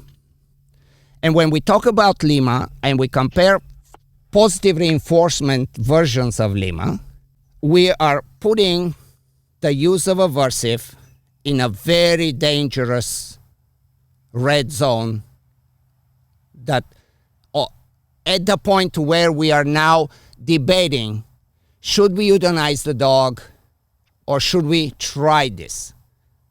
And even there, we are more leaning to euthanizing the dog. But it's because of lack of knowledge, because every single person that I had opportunity to talk to, they don't understand where we are in this realm of using aversives in dog training, how it can be done. And there are schools that teach. It's not just my school. There are schools that teach. But the only schools that are left to teach are in the States. I have people that come from everywhere from Europe to learn. They don't go home saying, yeah, I just now know how to use aversives. They cannot. But imagine if you want to go to school and you really want to learn everything, you should be exposed to everything in the most correct form. Nothing should be painted. You can say, well, these are the side effects, but what are the benefits? Are there any benefits? Well, I don't know. You don't know. That doesn't mean that they do not exist. In my conversation with Susan Garrett, for example, she never asked one time, what do I do? She has no idea what I do. It's a big assumption. And she comes all in trying to tell me that her way is better, not knowing what I do. How can you tell me that your way is better? And how can you compare, like this is a big, I almost, it's truly laughable when somebody says that, what was the word? I used to be one of these trainers. What? Crossover trainer, right. Yeah, so you're a crossover trainer. That's great. You had bad experience. Or maybe your experience was 30 years ago. Things are changing constantly. If you're a crossover trainer because it didn't work out for you, that would be just like me trying to learn. Let's say I'm not a dog trainer, but I want to be. And I go to one of these graduates of Force Free that they have all the letters behind, and I'm shadow apprenticing and whatever we want to call this. And I'm learning. At some point, knowing myself, I'll be like, okay, like there is none of this is something I feel comfortable doing because of whatever reason. But would that mean that I have to scratch everything that the force-free community has to offer because of that experience, personal experience that I had with that specific individual? That would be very narrow-minded and just really wouldn't make sense if you truly want to understand how things work and get better. And when we talk Lima, one of the things that are always left out for some reason, it's the time. How much time? Like if you tell somebody, like I know because we train dogs, we have people, and the first thing people will do is they will ask the right questions, like, well, are you shocking the dogs, or which way you're gonna train my dog? And ultimately I'm like, I will train the dog whatever you want. I can do what we need to do. And a lot of times time becomes a very important factor. People don't have, like, not everybody is a dog trainer. People, pet owners don't want to be dog trainers. You know that from your experience. I totally agree with you. I totally agree with you on the time situation, Ivan. 100%, I do agree with you. And it's kind of funny that I've kind of like ended up at the end of this podcast, like I feel like defending qualifications and associations, because actually, ironically, like I got in a lot of trouble on that post for some calling out somewhat some of the like things that do annoy me about associations and some of the qualifications. And I agree that they are quite flawed, but unfortunately, they're the best we have. And I think we probably it's better for us to just try to improve them. And obviously, I assume that you feel the same way, Ivan. That's why you run a school, because you want to improve that system. What you were talking about in terms of you teach people all about dog training, essentially, not just about the e-collar. And obviously, anyone needs to have that kind of like foundational knowledge. What I was proposing, though, was more of almost like a proficiency test, something, or I guess there would probably be some schooling involved, but I wasn't really getting, something that people could do that were already dog trainers, something much more short term. But I do want to shift the conversation because I feel like we're just going to end up talking about e-collars for this whole thing. And so you were one thing that actually, as a fan of your podcast, Ivan, kind of frustrates me sometimes is I love listening to your podcast, but you do obviously you're very passionate about the e-collar, and I feel like every podcast descends into e-collar debates. Right. And I'm curious, if we were to watch you train a dog, how much would you be using positive reinforcement? I know that's a really hard question to answer, but how much of the training would be positive reinforcement versus how much would we be seeing, the use of the e-collar or the use of things that force-free proponents would actually disagree with? I've been asked that question, and it's not an easy question to answer because I really don't think in this way. I'm not bound to those ideas. What is more important to me is how do I bring clarity? How do I maintain the emotional state? Because we know very well, like I'm sure you will agree with me, that when you're a positive trainer and you decide to do some differential reinforcement programs for something, but somehow the dog does not get it, and it stays in this loop long enough, we are keeping that dog in a bad place in his head. Well, knowingly, we can get him quickly out with that so-called quick fix, and then very quickly again do anything that needs to be done on the other side of things. Use of aversive, for me, when it's done correct, it does not mean pain. In pain in the sense of how it's typically described, just like any of the negative side effects of electrical or negative reinforcement is around us, punishment is around us. It's inevitable. Dogs. The reason I asked this question, Ivan, I think this might help, is I think if I didn't know enough about you and all I did was listen to your podcast where there was so much time dedicated to e-collars, I might assume that your primary way of training a dog was very much, heavy majority use of the e-collar. And I suspect that's probably not true. I do think you probably use primarily positive reinforcement with dogs. And I just think that's worth clarifying, because I think that there's probably a lot of people that listen to us spend so much time on the e-collar. Yeah, it is definitely. This is where a lot of the electric collar approaches and trainers don't like what I say, because I don't agree with the extensive use. To me, when we train dogs, and this is what is more important to do education on, is not to trap a dog to control behavior. Not because you have the food, not because you have the remote control, but to create that dynamic when the dog doesn't do the things that you do together because they have to, but it's because they want to.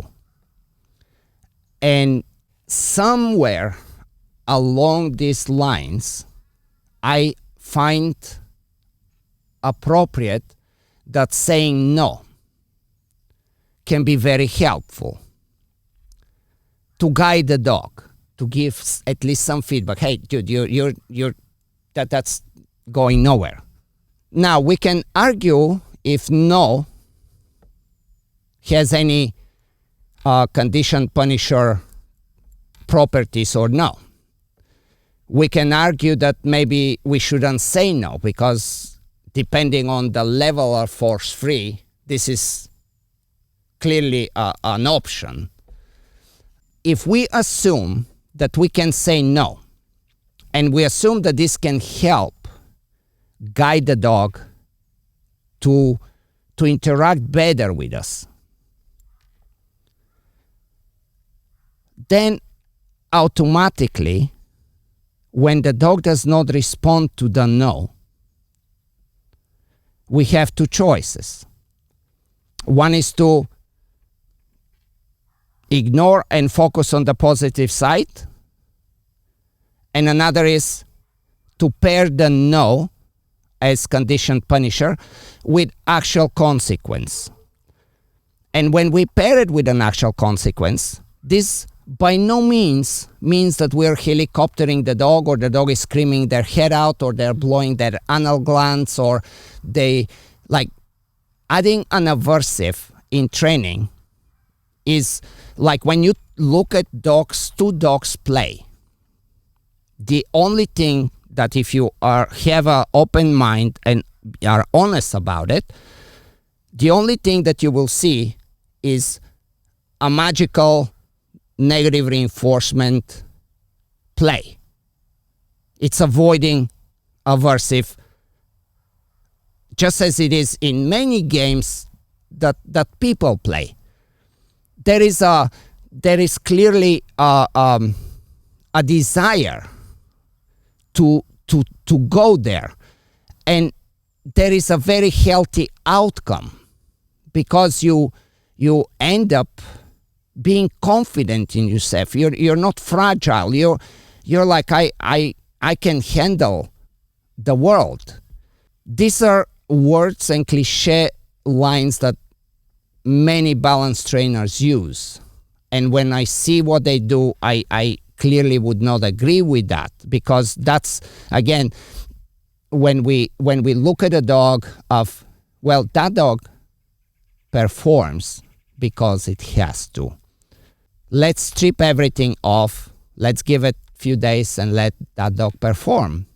And let's see the mindset, and let's see, does the dog even want to be around to do the things that he had to do? So the approach in my training is really to focus on the dog liking to do everything that I do with them. And if they don't, maybe they are not the right dog for this. Just like not every person wants to go fighting. Some people want to play chess. Some people, we have all genetical predisposition, and with dogs we have selection. Now, when we're talking about behavior problems or just any pet training, we also need to, it's not about controlling behavior only. Controlling behavior, we know it's not even the ultimate outcome, because if we don't find a way to change the dog perception, how they look at whatever the antecedents are, whatever is going on, if we don't change that and we're relying on suppression only, that will slowly but surely regress. Let me ask you, which trainers from the positive sphere would you say that you most respect or most look up to? I respect trainers that do things with dogs, not I am, like, I've been very long time in this, and I have learned not to just listen and take what's been said for granted. And I admire anybody that puts the time to get better as a trainer out hands-on working with dogs, no matter if it's the pet area or if it's competition. It's much easier for me to say the trainers that I don't like than the trainers that I like. Again, like I'm surprised that you struggle with this, Ivan, because for me, I can no, very it's not. easily Like, again, it's not do the same. really a struggle, Oh. but it's not a one person. It's a very difficult question, because I will name 2 people and I will forget 5 others. And I think more broadly, to answer the question again, it's you have to, like, I like trainers that are not restrained by ideology. I don't like somebody, like, if you have a dog training school and somebody goes to your school and they learn your way, but they still say here and there something about other stuff of training, and you take their certification away because of that. This I do not like. Trainers that I like is kind of what you did to me. Like, you ask me, well, what do you look like when you train dogs? Are you forcing them on how much electric you're using, how much? So you're kind of inquisitive, you're curious, you want to know. And that was something that I liked when I had a conversation with Mike Shikashio. This is normally a conversation that I would have with trainers that are doing positive training, like Joe Rossi or again, like there is names, and it will be unfair to start adding names and not adding some other names. But I like the trainers that we can talk about training and genuinely being interested in what you do, and can I use some of it? Is there any use? Like, prove me that I was wrong. I think this is what dog training can be. It's not an easy place to train. When I give seminars and I will go around, there will be very often people that will say, hey, I'm using force-free and I want to, go through the seminar. I have a plan. And it's perfectly fine with me, and not just perfectly fine. I'm genuinely interested in seeing what the thinking process is, where all that's going to go. Is it going to go somewhere? And then have conversation if I think that it's not going to help or help. I don't necessarily try to change people's minds of this is the right way. And I like I was, when I was talking about making the dog like to do things with behavior problems.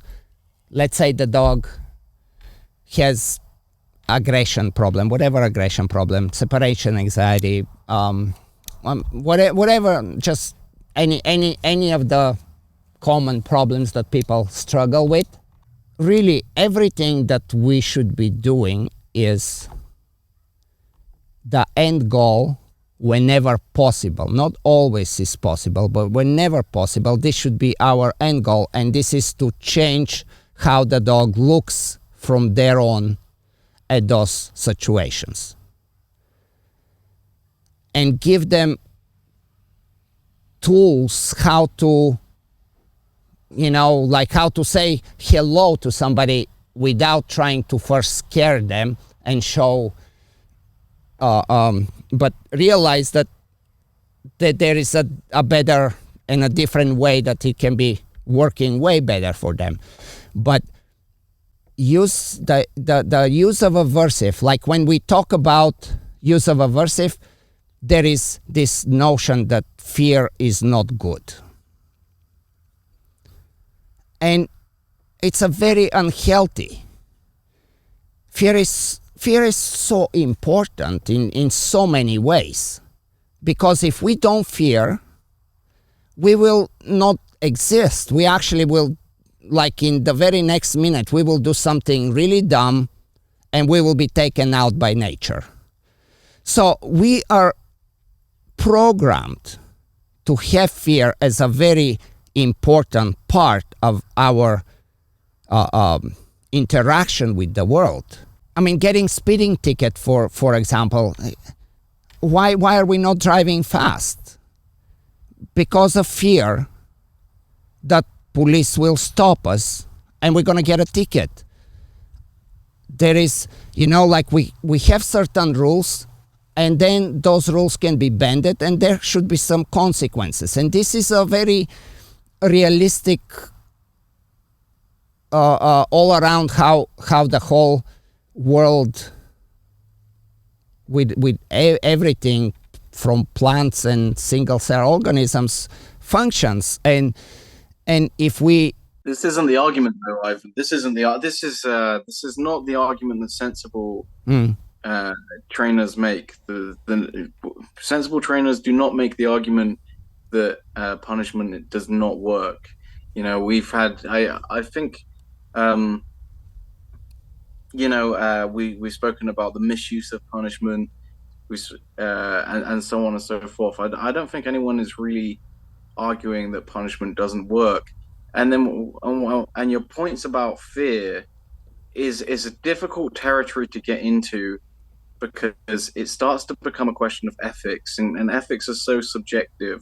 But I think a lot of people, and to be honest with you, I think myself included, although I'm not sure on your definition of fear, I think we could really dig far deeper into that. I don't really like the idea of my dog being scared of me, or a client's dog being scared of me. But I get the sense, Ivan, when you use the word fear, that you're kind of alluding to like more of like a respect as well. Of course, I want my dog to respect me, but I don't necessarily want my dog to be scared of me.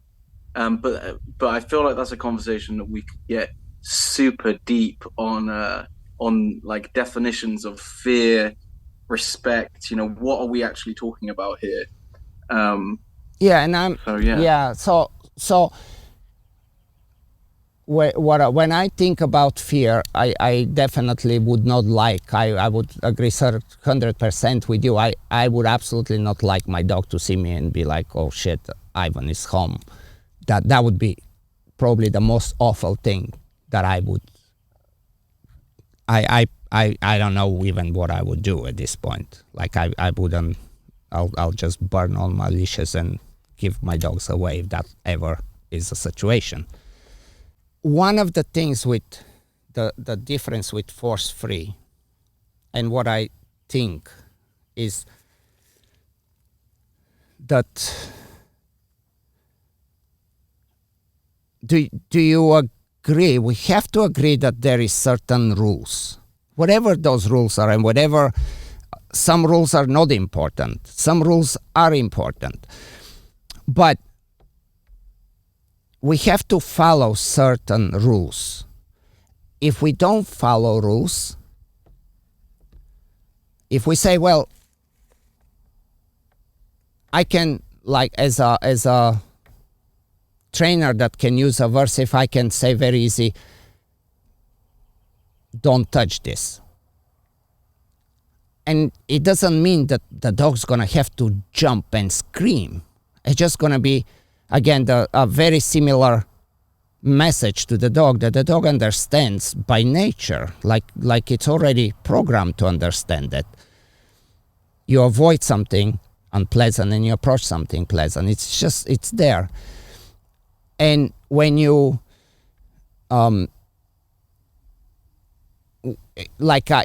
if I tell the dog, don't do this, your approach as a force-free trainer will be not so direct.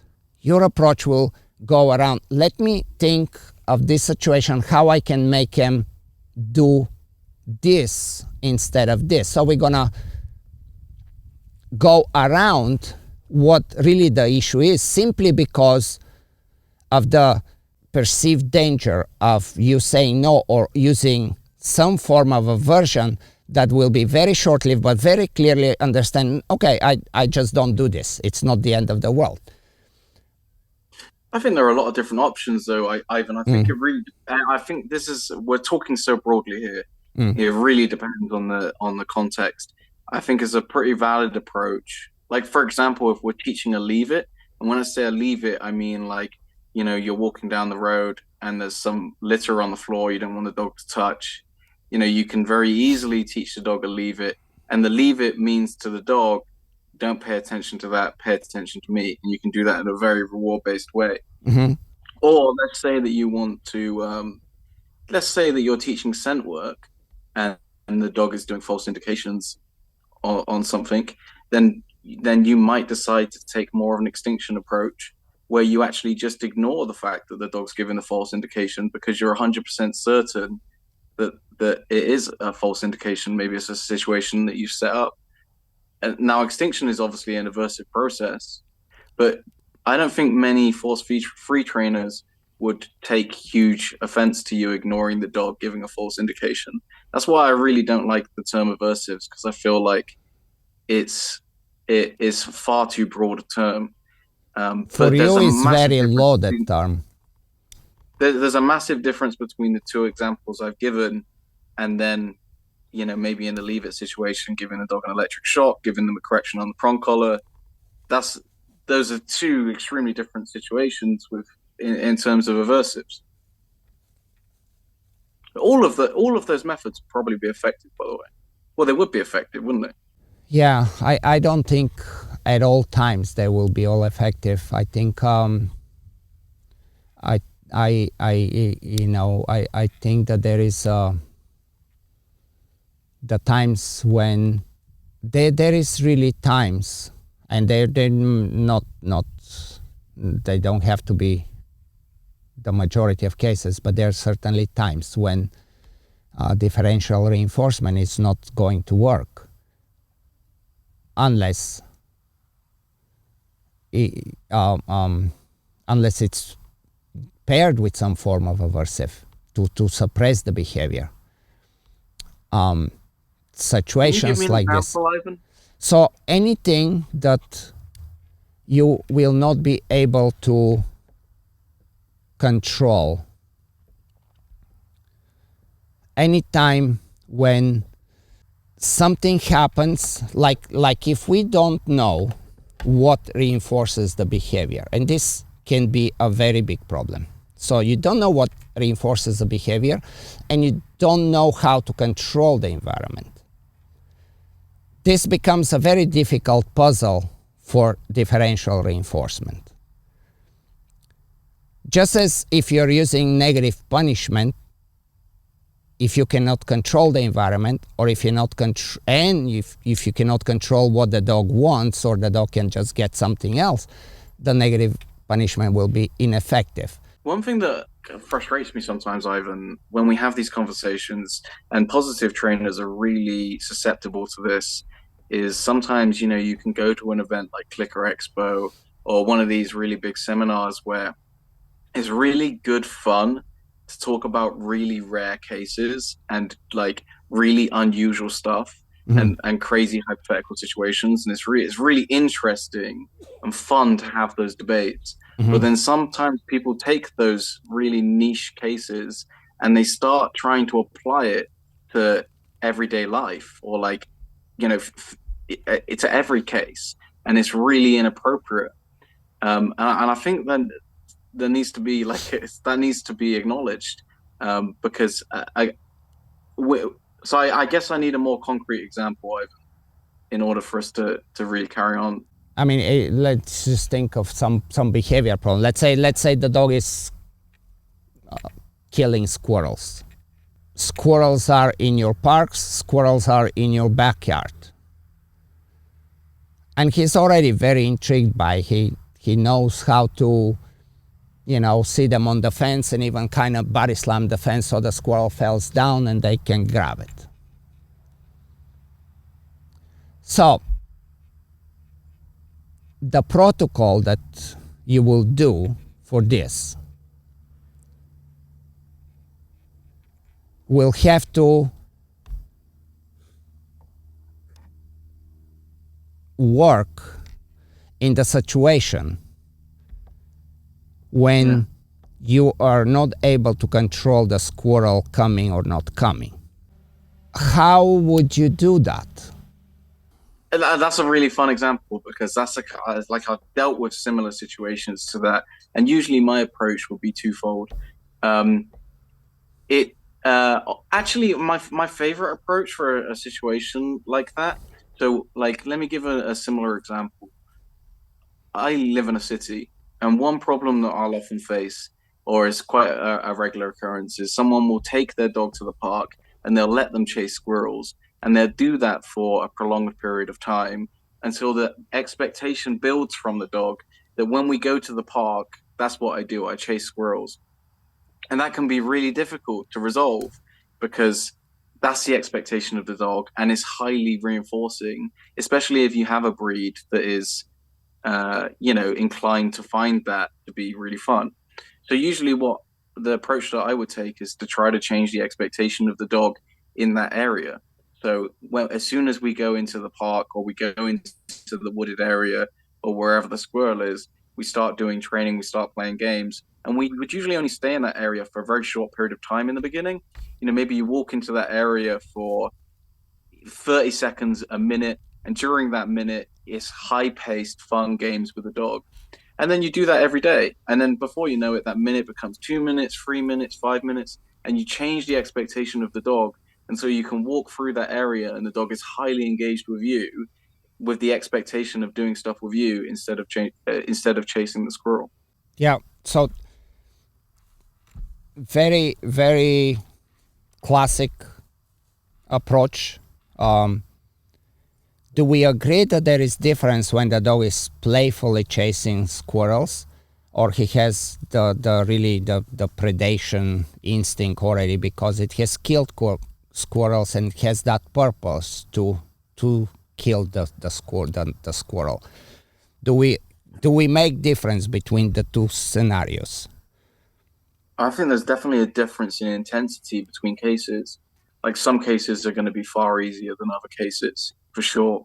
And this is a really, sometimes I feel kind of ill prepared for this part of the conversation, because this isn't really my specialty. So I'm kind of talking about something that I don't really feel like this is my massive area of expertise. And do you know what, Ivan? I have actually had my doubts about this area of dog training and how effective reward-based training can be with extreme predation cases. And for me, I guess the jury is out a little bit. We have a behaviorist that works with us called Jordan Shelley, who's a well-known behaviorist, really, really good guy. And I remember having this conversation with him when he came to work with us, and he's adamant that it can be done in a reward-based way. And that's one of the things that's on our agenda. He's going to show me how he does it, and he's got cases that he can kind of point to where it has been done. Obviously, there are people that talk about having done it in a reward-based way. Obviously, I mentioned Simone Muller earlier, Jane Arden in the UK, gun dog trainer. She's written blogs in the past about getting over predation chasing with one of her dogs previously. I think one of the things that becomes an interesting question, Ivan, with that conversation, is what you referenced earlier with time.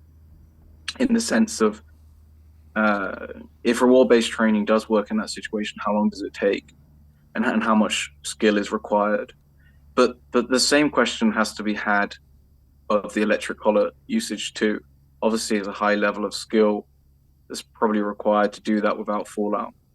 You know, you wouldn't just leave that to the pet owner to figure out on their own. And also, do you know what, Ivan, as well? And also, Ivan, sometimes we have this conversation as if electric collar usage is proven to be effective with predation chasing, like it's super scientifically proven. And I don't think either approach is like has a massive like foundation. You know, there's not like a huge like both are starting from the same place of like there's not a lot of evidence, but sometimes this conversation is had like there's a massive assumption with a massive assumption that e-collars are super proven in this situation, and actually I think they're both pretty, you know, there's not a lot of information on either approach. It's interesting.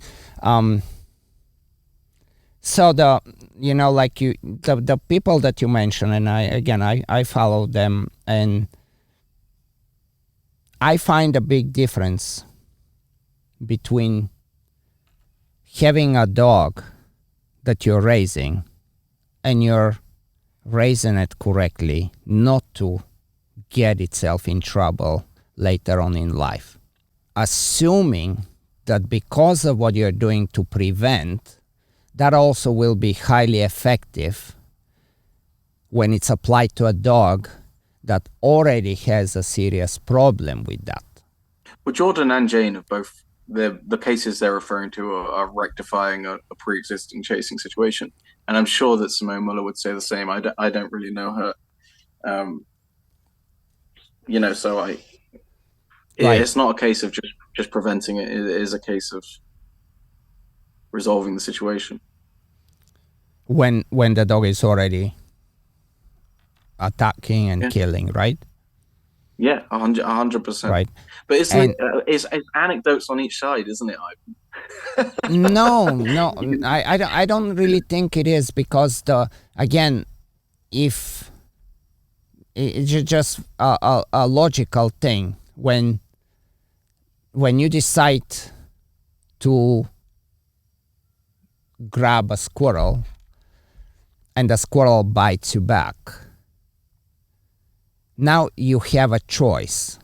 Was that a really bad bite, or do I proceed? And there will be a point where you will say, you know what, it's not worth it. When this program that you're describing works with everything that we're talking, with all that high maintenance, we still, or at least I think you cannot guarantee that when you're not there and when the dog is not preoccupied with anything else, they will not try to kill the squirrel that just jumped in front of them. And the reason for that is simple. The reason for that is it has never really been addressed. The dog always had something else to do. You see what I mean? I see what you mean, but if you talk to Jordan, he would say, you know, he talks about the case that he had when he had a dog that was predatory, and he had a unique situation certainly in one of the situations where he told me, where he had a small holding, so he had lots of his own animals. So even though he wouldn't, obviously, I think there is a certain responsibility about having multiple animals together anyway. You know, where you generally, like people say about dogs and small children, you generally don't leave them unsupervised anyway. But he certainly was as relaxed as you possibly could be around the animals. But also you put a standard there where it's like, well, what happens when you're not around? But the same standard has to be applied to the e-collar training. What happens when the e-collar trainer isn't around? What happens when the dog isn't wearing an e-collar? Yeah. Yeah, so that's kind of where I was saying that, when we train, no matter what approach we take, the whole idea is to change the perception of how we look at this from there on. I think the predatory world, the world of like the predatory chasing stuff, I think that's probably going to be one of the most exciting areas of dog training over the next however many years. Because I think there's going to be a lot of people trying to resolve those serious predatory situations in the quickest way possible. That's something that we want to explore with Jordan. He's going to show me how his method works, and we're hoping to film that and share it. I'll be super curious with this, like super sincerely curious, because I also work on a study right now, and there is few more studies coming up that are related to this. So I definitely will like to, get a little more in that conversation with you and him. But do you see my point of the difference where the disadvantage of a dog not understanding, this is just a bad idea. Just like a dog going after a porcupine and realizing that was a bad idea. I think this is more natural way for the dog to relate to than going around the problems. And when we talk about aversive, we always you brought few times in our conversation how did you say it, you use a very specific, and it's probably just a British word of not the outlook, but like the big blowout of the use of aversive, like fallout. Yeah. Say it again. Fallout. Okay, right. So you always, and this is again like from the first studies up to today, the one part that is really missing is that we always look into, okay, well, we're going to use aversive, we're going to stop the dog, and that dog's going to be affected, it's going to be damaged, and it's going to be who knows what. And we don't take under any consideration how much it will take. And in most cases, it doesn't take much at all. But it's a not go around the problem approach. And if it's a direct approach and I tell you, Nick, don't eat this. You're going to make you sick. You're not going to eat it.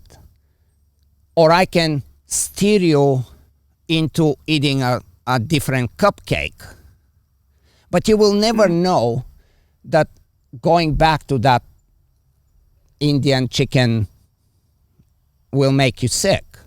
So sooner or later you end up eating in that restaurant that chicken, and because there was no option for a cake at the moment. And in this situation, it's the difference between you and I being humans and being able to instruct each other and converse abstractive. We cannot do it with the dog. And this is where the aversive comes in place, that actually it is helping, and it's so like if I start to eat and you don't tell me, but you just go, hey, Ivan, leave it alone.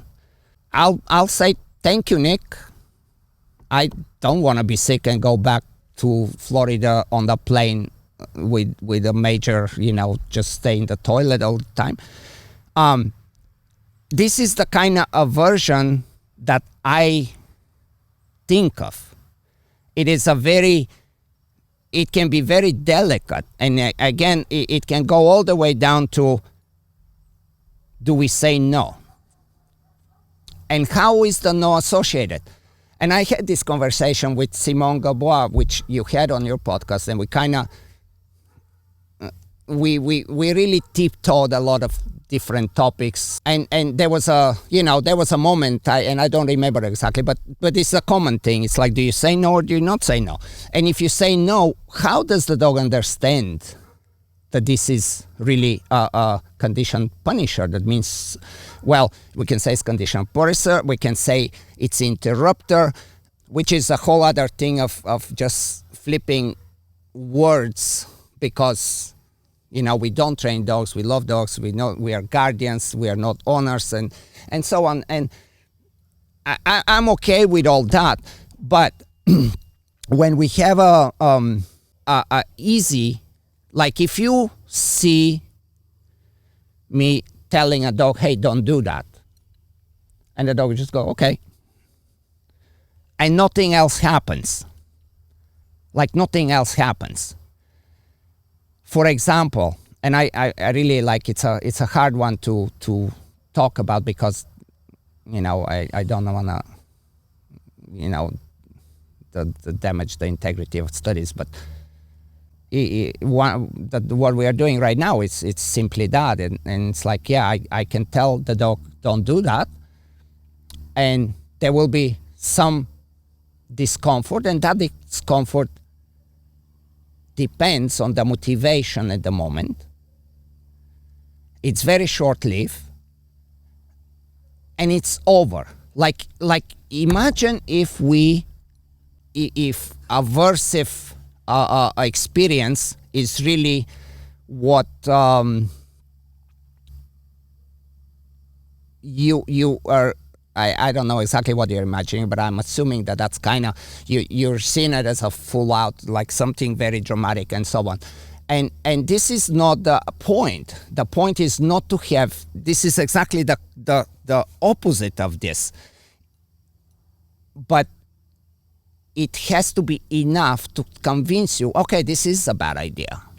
And in many situations, there is not, like there is zero not,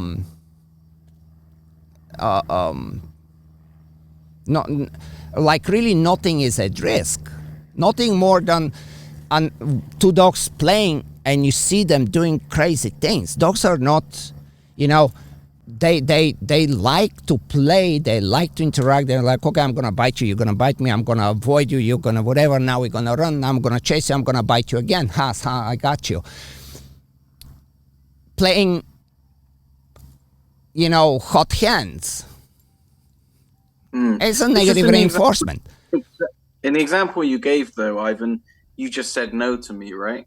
I was going to eat the food that I shouldn't have been eating. Yeah. You just said, hey, no, Nick, don't eat that. Yeah. Right? Yeah. No, that's quite different than if you were to electrocute me. 100%. But that's my point. This is kind of like you just cannot come, like the moment I say it, you're going into electrocution in an electric chair situation. We've been speaking about electric collars for the last 2 hours, so I assume that you're making an argument about that. I mean, and also, when did I ever say that I don't say no to the dog? There are many times I say no to the dog. Right, but right. I don't assume that you're not saying that. That's if that came like that. Apologies on this. Where I was going with the don't say no is, if you are saying no, and the dog is not responding to the no, now yes, you are at a fork, right? Now you have to either come up with, hey, I have a better idea, let's go ahead and do that, or we follow up with the no with some form of aversive. And that yes, form of aversive, being on an electric collar, being tap on the whatever, like, hey, whatever. But this does not equal lifelong traumas. Depends on the aversive, doesn't it? Of course. I'm not saying that, and by the way, I'm not saying that, you use the electric collar once, and yeah, I'm sure that there are many situations where the electric collar isn't going to cause lifelong trauma either, but again, we're using word aversive so broadly here. If I've said no to the dog and then I need to follow it up, like you said, you laid it out perfectly. Either I can give the dog something else to do, or I can follow up with some kind of aversive, which could be anything. It could be as simple as putting the dog in a sit stay. It could be as I could use a timeout. I could there's so many different options there, and I think that's really where the disagreement lies is like in which aversives are acceptable and which aversives aren't acceptable. And also like obviously it's just really hard because it's so inherently tied up with ethics as well. And actually you brought up Gabor, and it was really interesting because he posted on Facebook relatively recently, and he was laying out the electric collar argument as one of being about ethics and saying it doesn't matter what the studies say. There's a lot of people that just feel ethically uncomfortable with electrocuting the dog, and that's perfectly fine. And I think that's an interesting argument in itself. Yeah. So it's not one that you can overcome, Ivan, really, is it? I mean, no, like my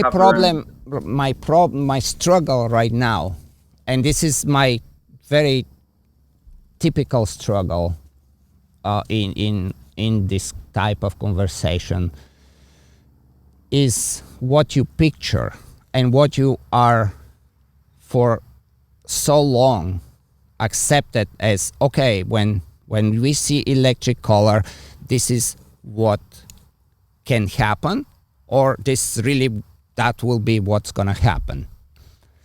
And what I am trying to somehow come across here is that aversive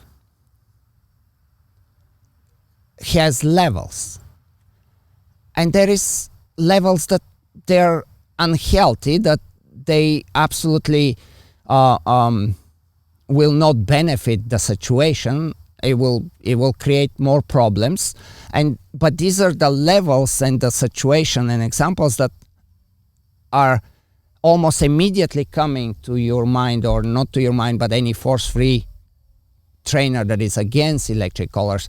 We jump from immediately to something super negative. And this is the last situation, and it's not recommended. There is no benefits of that situation. Nobody that understands how to use electric collar will think that there is this one shot and we're gonna just create like life-threatening event, and therefore we're gonna fix situation. That's never. We should never even discuss this as a possibility. And if somebody does that, this is, yeah. I mean, this person should not have dogs. It's very there is nothing to talk about. As quickly as you can, Ivan. I know this is going to be difficult. You alluded earlier to Susan Garrett didn't ask you how you use the electric collar, and I agree. I do think. Do you know what? Actually, I listen to a lot of your podcasts, and sometimes it can be hard to understand how you use the electric collar. I've obviously heard your podcast where you're talking about you don't like the use of low stim, or the way that people have been. That's kind of become popularized. So it would. And I know this is going to be hard to make concise, but like, how do you believe, or how do you use the electric collar? People that come to my school, one of the things that they expect is that we're gonna have like at least 2 modules on exactly this, how to use the electric collar. But the real skill of how to use aversive is not about electric collar. It's about understanding how negative reinforcement works and how punishment works. Ivan, just quickly, do you use the electric collar in the traditional sense as a punishment or as a negative reinforcer? I think it's used for both. I think you use it for both. Of course. Okay. Of course. And Like just as I said, we can say, hey, don't eat that food, or don't kill the squirrel, or we can say, do this, or whatever it is. The one is do, the one is don't, right? I mean, that's common. That's what we know. But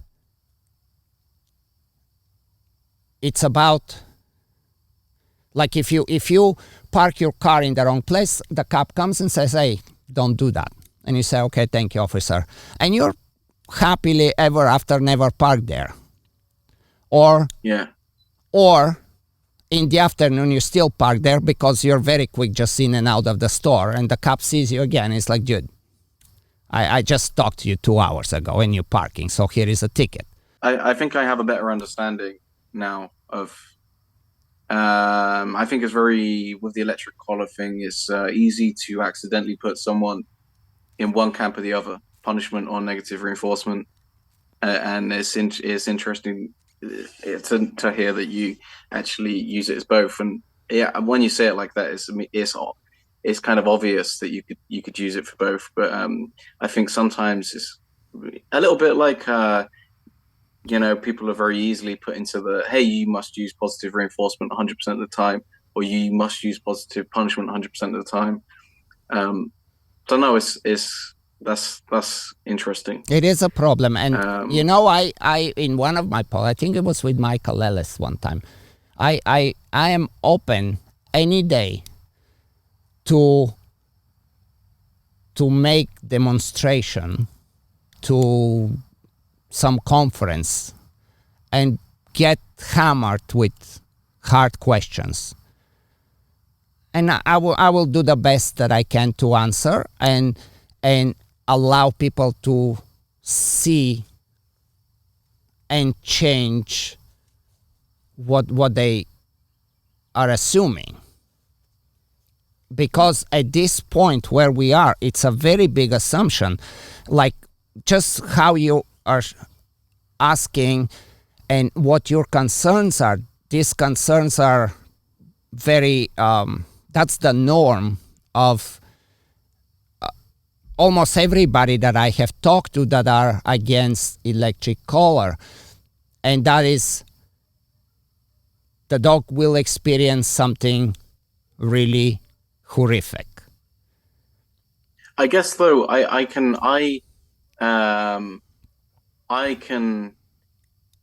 maybe accept that there are people that use the electric collar, such as yourself, Ivan, that are so skilled that they can avoid a lot of fallout, or perhaps even all fallout. And in those cases, it becomes more of a question of ethics. However, I think the argument for banning them is one of practicality. That they're misused on a scale which is enormous. And I take your point that maybe that needs more data, or needs to be proven. But I just think, for me personally, I look at the amount of people that have the skill level that you do, Ivan, and the amount of electric collars that are sold, and there's a huge disparity. So I can sympathize with people's argument when they say, look, we need to ban them because there are so few people that can use them effectively, and there's so many sold. However, the alternative approach to that, in my eyes, is to have some kind of licensing scheme. And I think in the beginning, that's probably going to have to be self-regulated. And like I said, I'd really like to see someone do it. I think there's another argument that we haven't really had, but we've only got so much time, which is the use. Once you have that minimum standard, you also are going to eventually come across the question of what is acceptable use. Is acceptable use predation? Well, you'll probably have more people agree with you in that case. But is acceptable use heel work? The use in sports and so on. I think a lot of people would feel much more uncomfortable with that.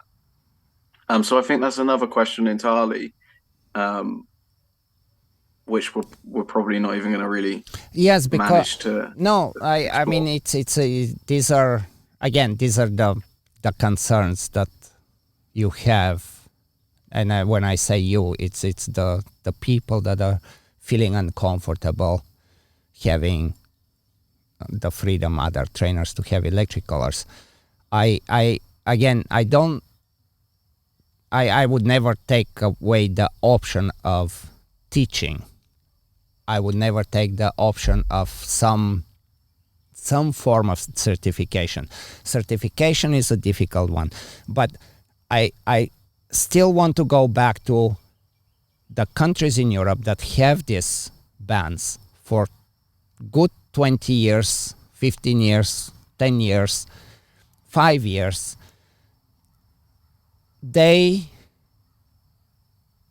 What has happened is people are underground. Yes, but what about pet owners, Ivan? Right. What about the person that was just going into the pet shop and picking it off the rack? That's a different audience. No, it's We're not not. talking about it's not. trainers. It's not. It's again, like I will tell you, I have and again, I'm not gonna mention country. I'm not gonna mention names because I cannot just do this on a podcast. It's just not. This is where we are at the point that we cannot talk openly, and this is a big problem because the moment it goes underground, we cannot educate. Everything happens behind doors, and education immediately suffers. The pet owners that do need electric collar will go to the trainer that is a force-free trainer, because it has to be force-free trainer in that country. They will have a conversation and they will make a decision. Can I trust that pet owner to go this route or no? I have taken dogs from other countries there is nothing really, just very, very nice dogs. I've brought them here because the people were following the rules. They're good citizens, so they follow I cannot do that. I understand that. I've heard you tell that story before. But it's not a single story, It's really not a... No. But we're talking about the minority again, aren't we? We're talking about the small number of cases where you can justify this in a pet context. Again, there are so many people that are effective without using this in the pet dog training world. And I know that from firsthand experience. And I know that people love to say that positive trainers can't work with aggressive dogs and all the rest of it. But I know I've done it personally. I know other people that are doing it. Michael Shikashio is doing it. There are hundreds of trainers that do it every day and they just don't make a big deal of it. So I know personally that it is, if there is a use case in the pet world, it's rare. It's very rare. Mm-hmm. So again, we're talking about we spend so much energy talking about these extremely rare cases as if they're coming up all the time. So let's leave the rare cases aside for a moment. Electric collar can be used in a lot of places without damaging physically the dog, emotionally. There is really nothing lasting. Yeah, but by who, Ivan? By who? By you? Or by the random person on the street? Right. So I think, again, and from what I see, most people, the majority of people, pet people, they are not eager to strap a collar and start shocking dogs. And as I said, people would buy a collar and would be maybe very quick to buy a collar, but to actually use the collar, most people are not comfortable just doing it. Most people are looking for advice and help how to do it if they have to do it. Like, this is on my side what I see. This is where we kind of disconnect of what you picture and what I picture, is that just because there is electric collar, there has to be damage. That's really our argument throughout the podcast. And I am saying that it's not about an experienced, high-level, magical trainer to be able to know what is like. After all, it's your dog. Like you know your dog is like, well, like why would you want to do that? It doesn't. There is no reason to go where most people are picturing it's gonna go. And if it goes there, I will be the first one to say that this is absolutely wrong. Like this has to stop. But I see it as a matter of education, not as a matter of taking it away, because again, I see taking it away is not working in Europe. And you think it's working because you're not in the circles. We're talking about different circles. I think that's the problem.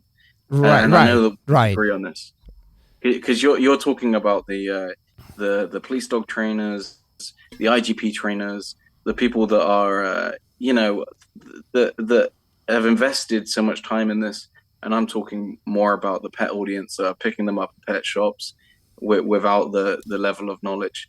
But I do think, Ivan, we're going around in circles. Yeah. You're right.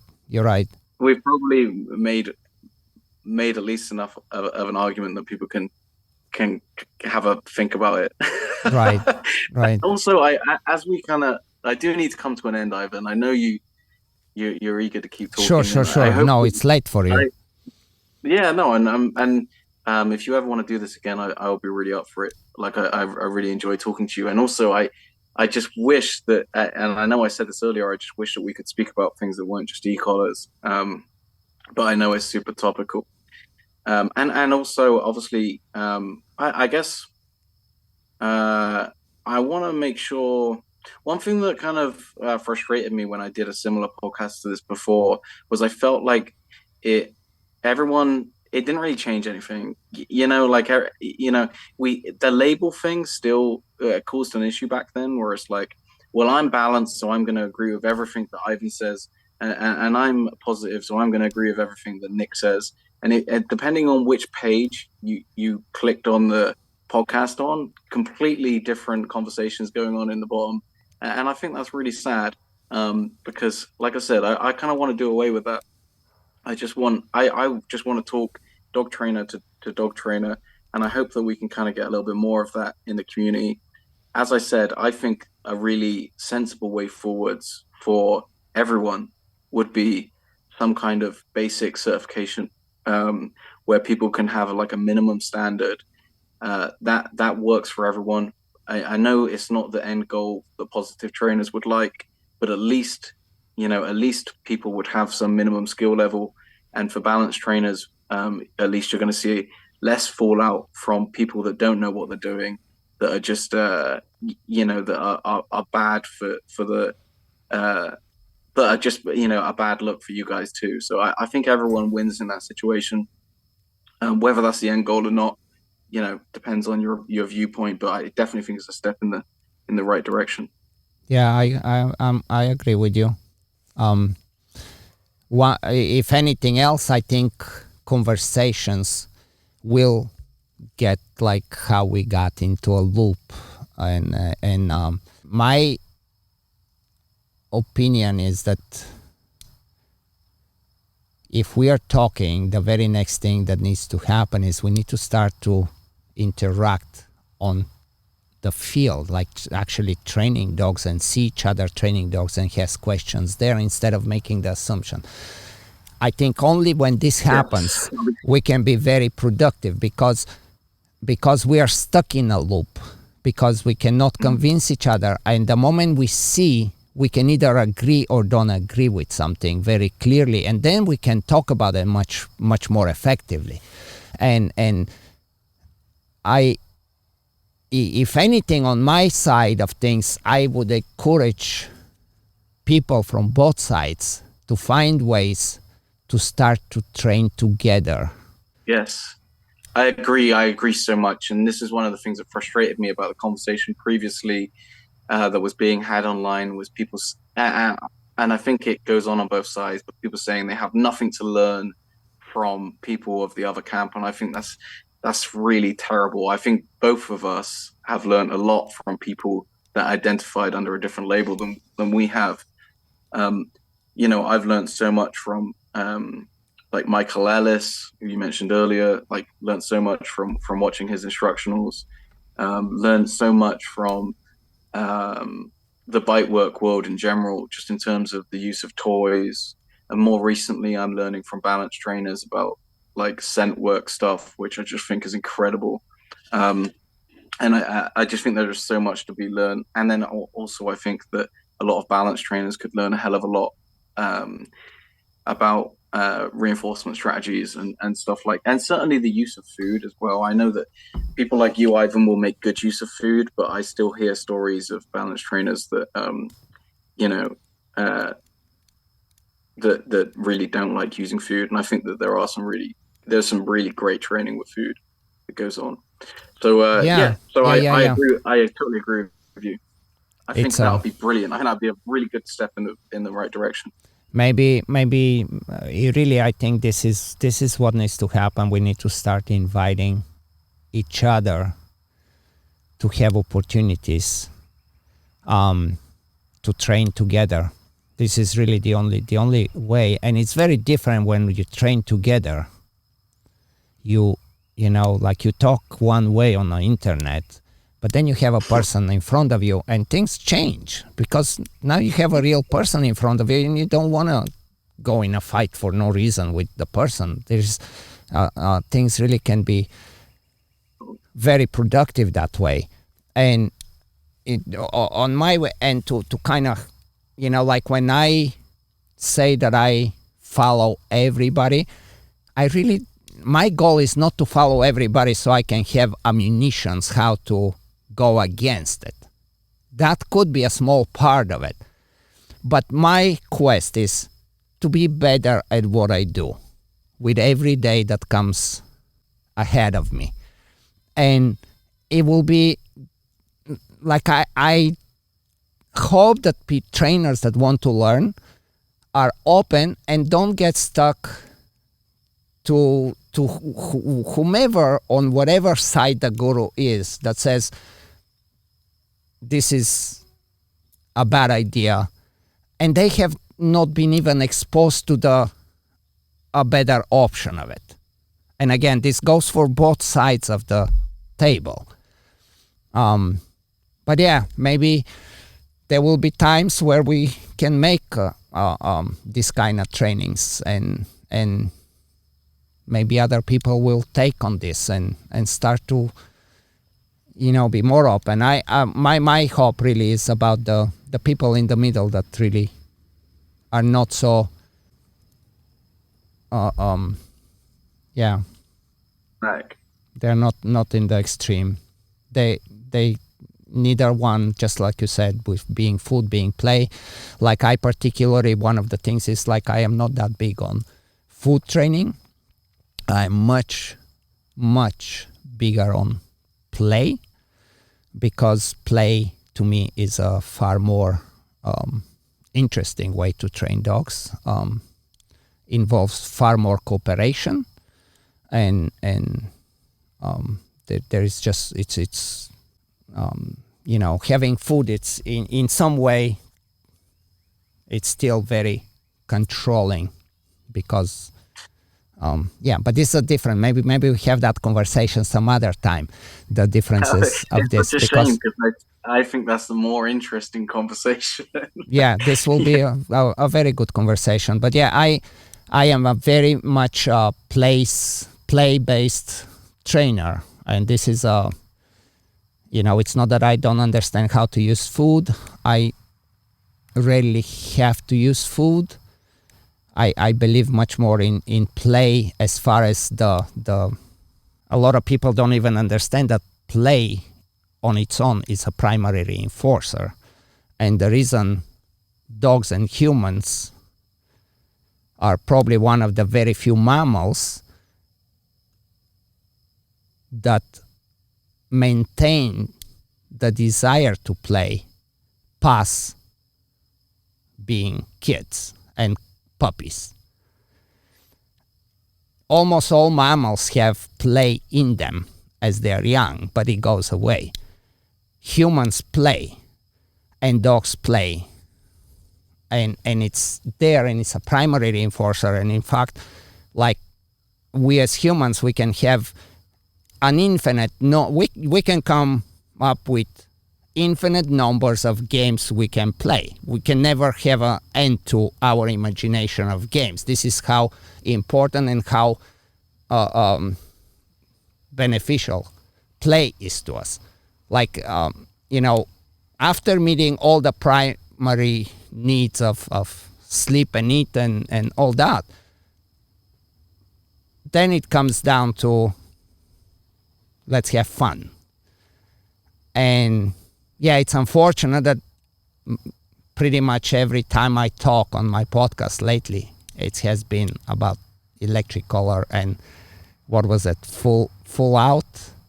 Yeah, fallout. I'm surprised. I thought that was a common term. I think it's my English too. I mean, it's second language or third language or whatever, Nick, it's been pleasure. It was something I really looked for a couple of years to do with you. And yeah, here we are. I hope it's not the last time either, because like I said, I think we have a lot more conversations to have, not about the electric collar. Yeah. Yeah, we should leave it. Happy conversation. We definitely can leave it to rest for a little bit, and but it really did make me think about what is next, because we can have this kind of conversations for so long before it wears out and it really stays in a loop, and there is nothing that we can do. Like the only reasonable thing to do is to start inviting each other to different conferences and have the, there is no way APDT will ever invite me in their conference. Let me ask you one last question, Ivan. As someone that has just recently got a working line shepherd puppy, what would you say is the biggest mistake that people make when they get a working line shepherd dog or a dog of that nature? Is there any advice that you would give me? Sure. It depends what your end goal is. Like if you're thinking to go and do some high level sports, people typically push puppies too far, too soon. It almost starts to be like how parents will kill a talent of a kid that likes to play tennis by just forcing them to play tennis. So this is a big danger, not recognizing that puppy is a puppy, no matter how much the genetics are wanting to wake up, and no matter how much the puppy says, let's go full in, there has to be some restraint, because there is a lot of time, and there is understanding how to prioritize what is most important stuff. And the most important stuff is to have a very sound, and again, this is, I hate when we start to talk about the relationship and engagement, because these are words that are so misused. But I want my dog to want to do things with me, and I want my puppy to know that I'm fair and that we have a cooperation, and that it's not about who's gonna win the toy, but the toy is about, as an object between you and me, to have fun and have a goal and learn how to go further with that. And having said all that, if you don't have anything in mind to like a competition, my advice to anybody that has a puppy is to find some purpose, to give some purpose, some meaning into life for this puppy. Eating and walking around the block on a leash is the worst thing that we do to dogs. That's my very strong opinion. And probably most of the problems that come is because people don't understand that these animals want to have a purpose, a meaning in life. And it's very easy to do, but yeah, I can talk a lot about this. I really appreciate that. Thank you for that, Ivan. And thanks for having me on the podcast. That was great. That was a really good conversation. Appreciate it, my friend. Thank you.